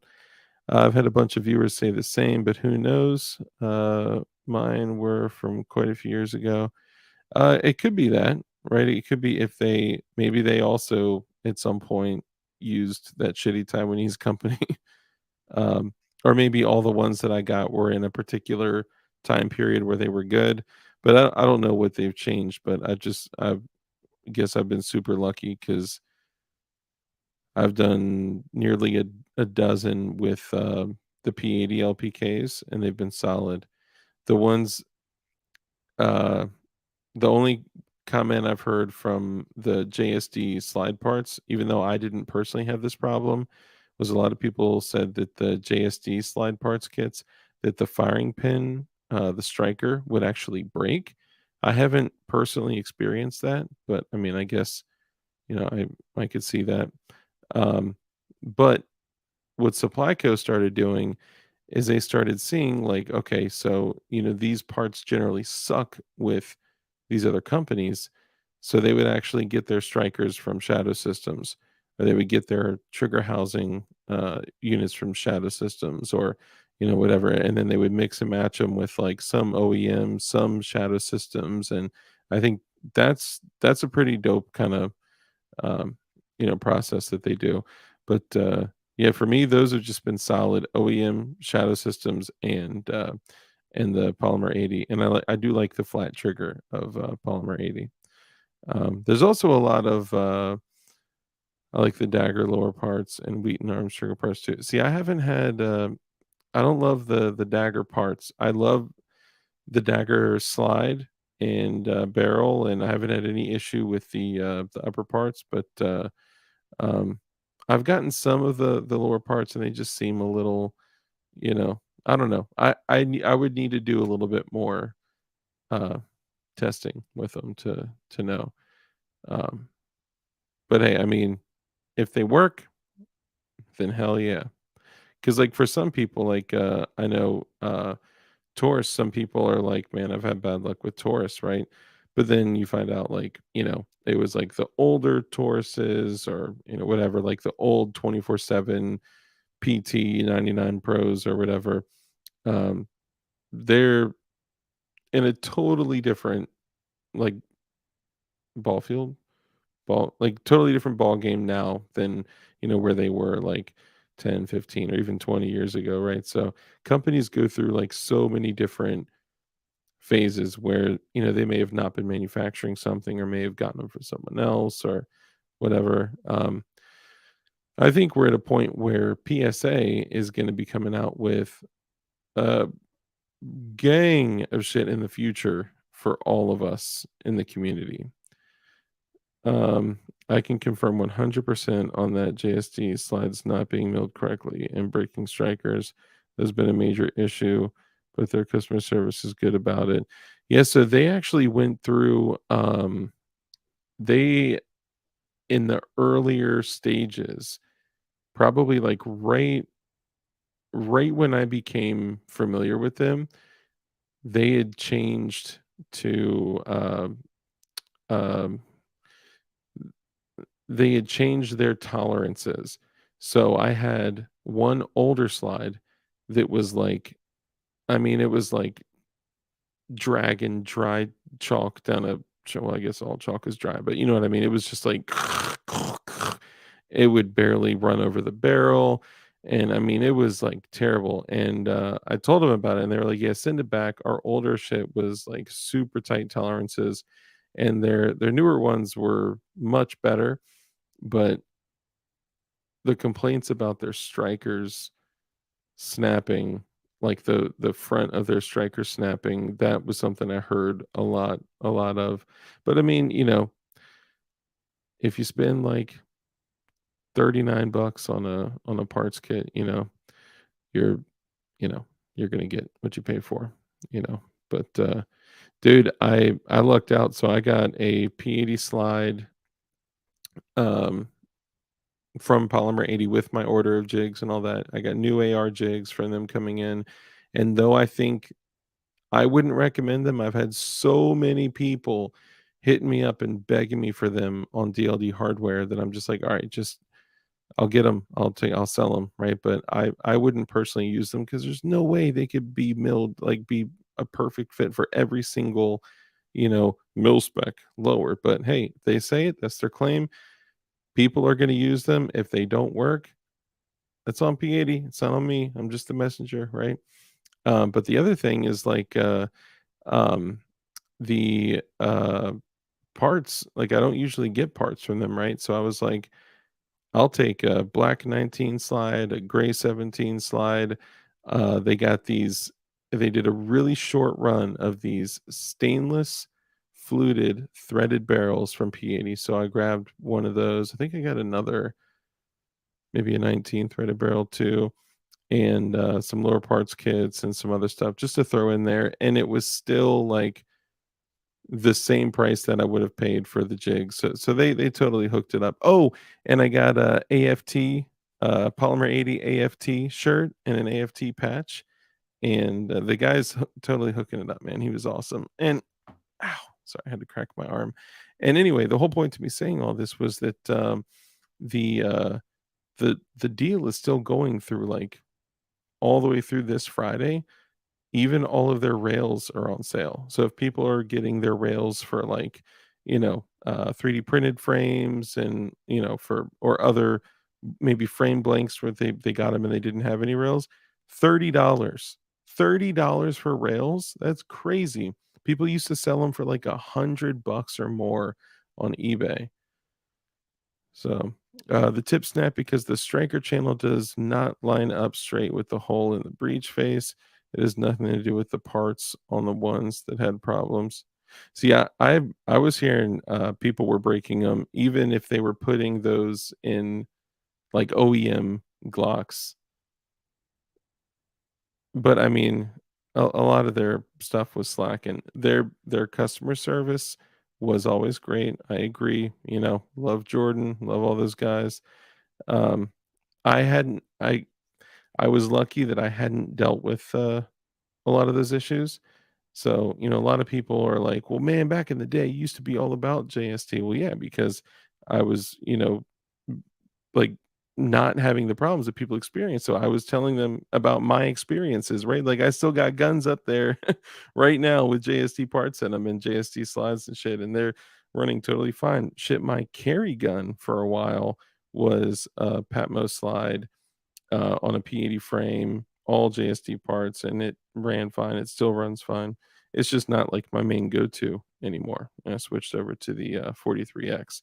But I think one of the things that we're guilty of is like in this industry community, in this world, whatever you want to call it, a lot of times, we'll buy parts because we think like, especially with ARs and Glocks, we'll buy these parts and then we'll just like, throw them into a build because they fill like a functional role.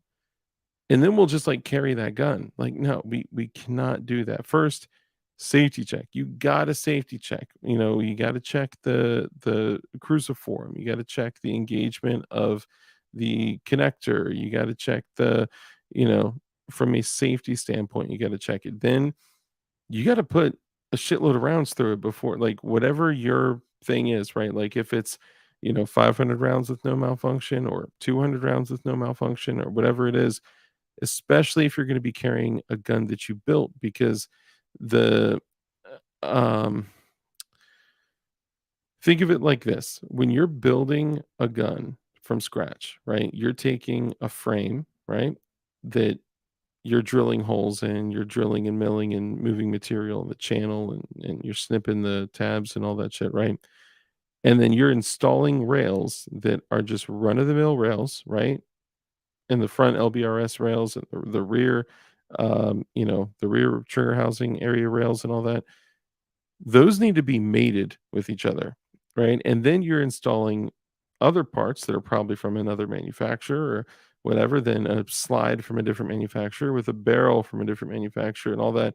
What I've found is that like a lot of the kinks, as long as it's a good build, a lot of those kinks are kind of worked out through shooting as long as it's safe. Make sure it's safe before you go firing it. Make sure it's safe. Make sure it's drop safe. Make sure it's not a machine gun because some people would be surprised how easily they could accidentally make a machine gun with a Glock. It's only, you know, could be very small things. That's all I'll say. And those parts need to be mated with each other. So if your build comes together beautifully, first time you assembled it and it's just wow, perfect. It's, squeaky clean, running together like all that. Like you don't need to, do any fit and finishing on the rails. You don't need to do anything, you don't need to remove any material. You need to polish anything. It's just good to go. Great. Now go shoot the dog shit out of it and make sure that it runs because all those parts need to become one, right? Your tolerance stacking all these different parts from all these different companies. Like you gotta, you gotta mate them together. SMG makes those dope FG42 repros. Hey, Jason Ewing, what's up, brother? Good to see you. Let's see. I saw one IRL that broke OEM firing pins too. Damn. I'm not talking about the plastic striker liner being off. I'm talking about the mill dimensions of the steel being off. Wow. Damn. Some reasons why it's taking me years to get everything for my bison kit. Damn, are you actually building a bison? I had heard you mention it before, but I didn't know you were actually building one. That's crazy, man. Where would you even get like the freaking like the calico mag or what like I couldn't even understand how that shit actually like works. That's quite possibly the coolest, craziest, crinkiest gun one could ever build. But I'm probably gonna do something like I have the means now to work with metal a little bit more. And yeah, I think there's a lot more to come in the future, right? Like maybe a gorgeous blue titanium and stainless 1911 coming at you, courtesy of the GG3. Eh? You may see a lot of cool things coming out, and although I almost slipped and just bought a 10 millimeter instead of building it, I got like four, so I got two 17s, two 19s, a 26, and now these parts coming from Strike Industries. I'm not sure exactly what they're sending yet. We're still talking about it, but I'm gonna have like probably 6 or more Glocks to build from that, which is good because I'm gonna be using them for the Freedom Crew classes. So I'll be, building like with people as they build too.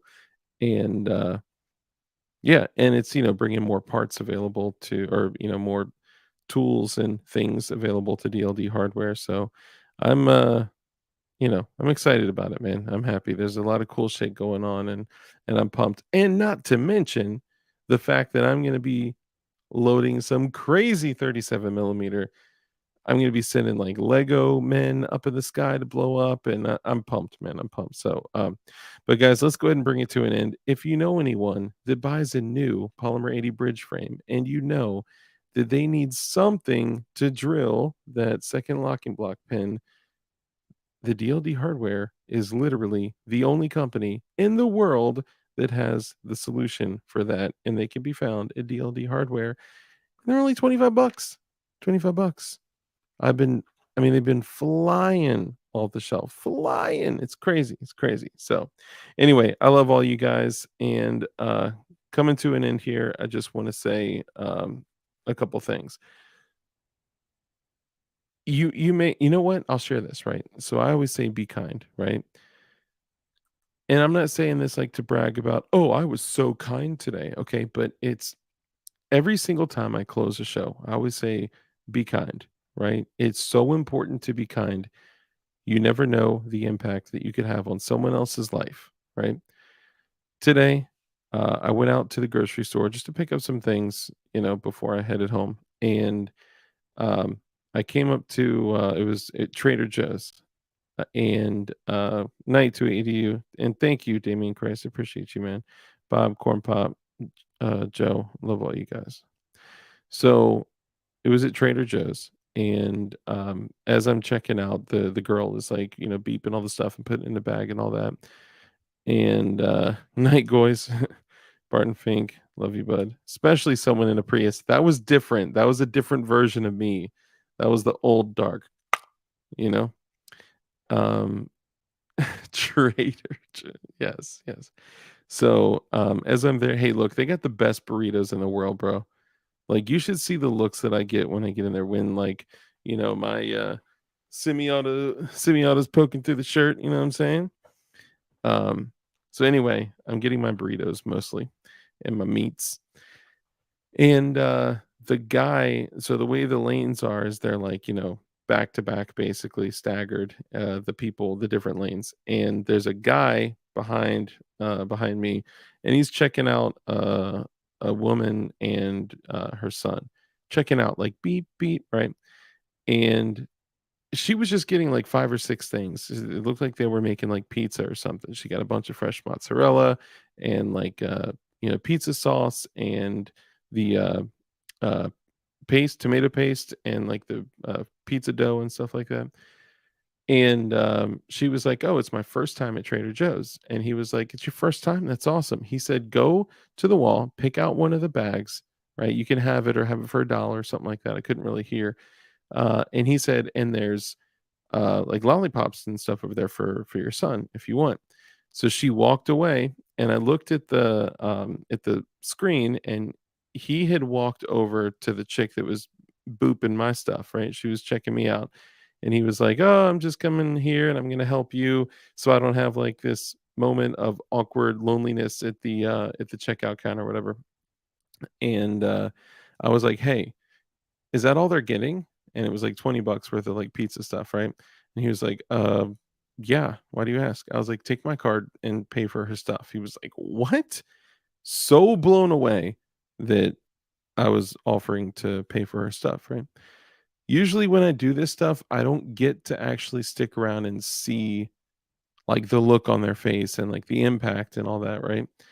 And, I didn't she didn't look like she had, like, a whole lot, right? And I'm not saying that to be shitty or anything, and that's not why I did it. I would have done it if she had, like, freaking Go-Yard bag and red bottoms on and shit. I just did it to be kind, right? And it was like 20 bucks. If it was a whole cart worth of shit, I've done that before, but I'm not in a position to do that right now, right? So I just wanted to do something to be kind. So it was like 20 bucks worth of stuff, and I told him, and he was, like, blown away. He was like, "Oh my god. That is, like, the most kind shit I have ever seen, like, ever." And the girl checking me out was like, "Oh my god, that is so sweet. That is so kind, da, da, da." And I was like, "Yeah, yeah, whatever." And, they gave me my card back, and I left, right? And I said, "Thank you," and I left, and as I walked out, I walked past the whole thing, then I came around, and I had to walk past the other way, and through the glass, I literally got to see her reaction to the guy saying, "Somebody else paid for your groceries," right? And the only thing before I left, I told him real quick, I had said, "The only thing I ask is for you to tell them to please pay it forward and, do something kind for someone else." And he was like, "Dude, absolutely." Right? And the uh the look on her face when I was walking out and had to walk right past, like, all the glass, all the windows, I got to see the look on her face, and even her son was excited, right? Like, it's just crazy. It's you never know the impact that you're gonna have on somebody else, right? Something so stupid. I would have thrown $20 at every single register if I could have seen that look on every person's face. Like, it's just priceless, man. And she was looking around, looking up and looking around like, "Oh my god." Like, it was crazy, right? We could make that impact on so many people.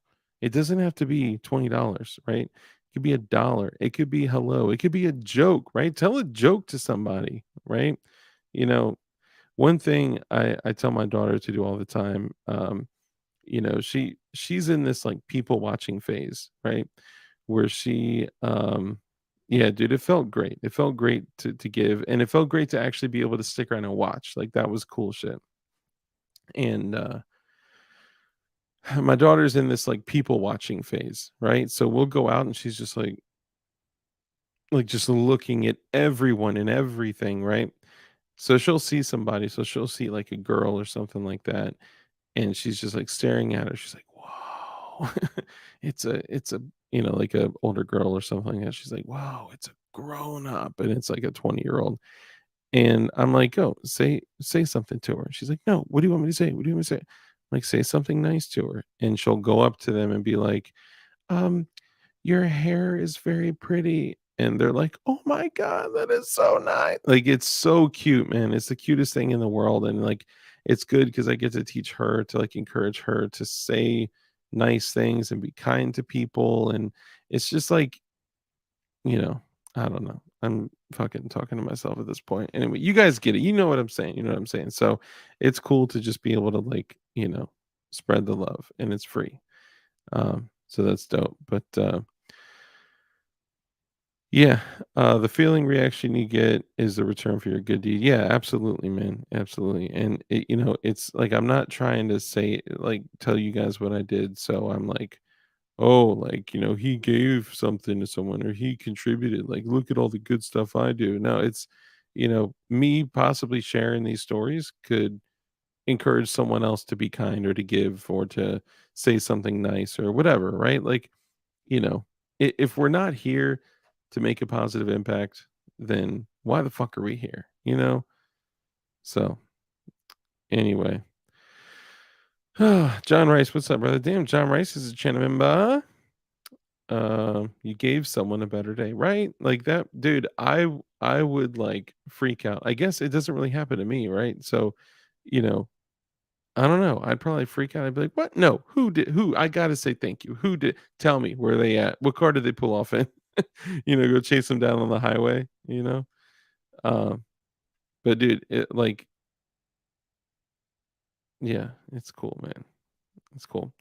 Anyway, man, like I say all the time, right? We got to follow the rules. And rule one is to be kind.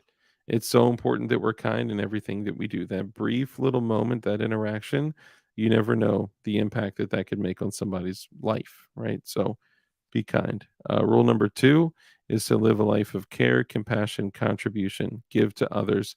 When you bless others, you become blessed. A hand that's open to give is open to receive. So when you bless others, you get a bigger life. Rule number three, we know that the only way for us to defeat evil is with good men skilled in violence. So make sure that you're becoming as highly skilled in violence as you possibly can be, and be safe, be dangerous, and keep that thing on you. I mean, not necessarily this, right? I do a knife because I can't show a gun, right? But keep a gun on you, man. Keep a motherfucking gun on you, dog. Like, what the fuck? I can't tell you how many people I run into. I'm like, what are you carrying?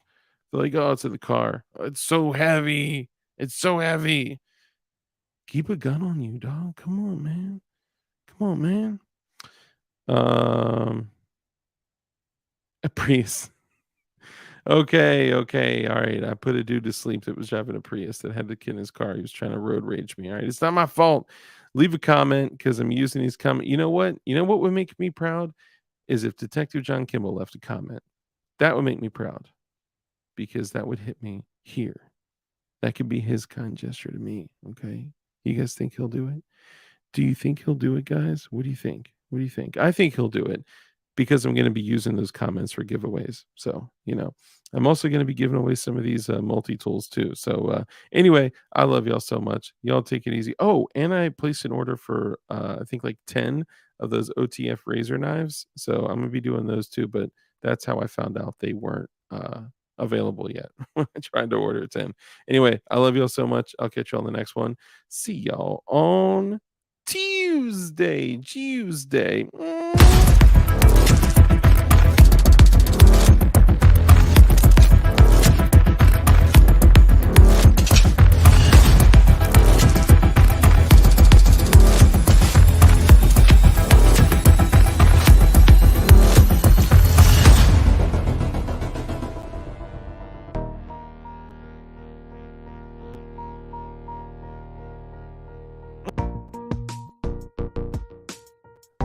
Bing, bing, bing, boom, boom.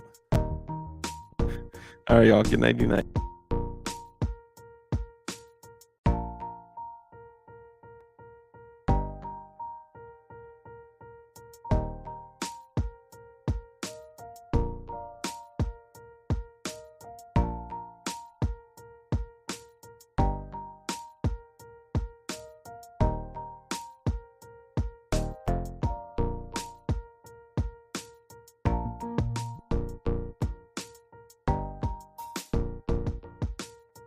Okay. Hold up.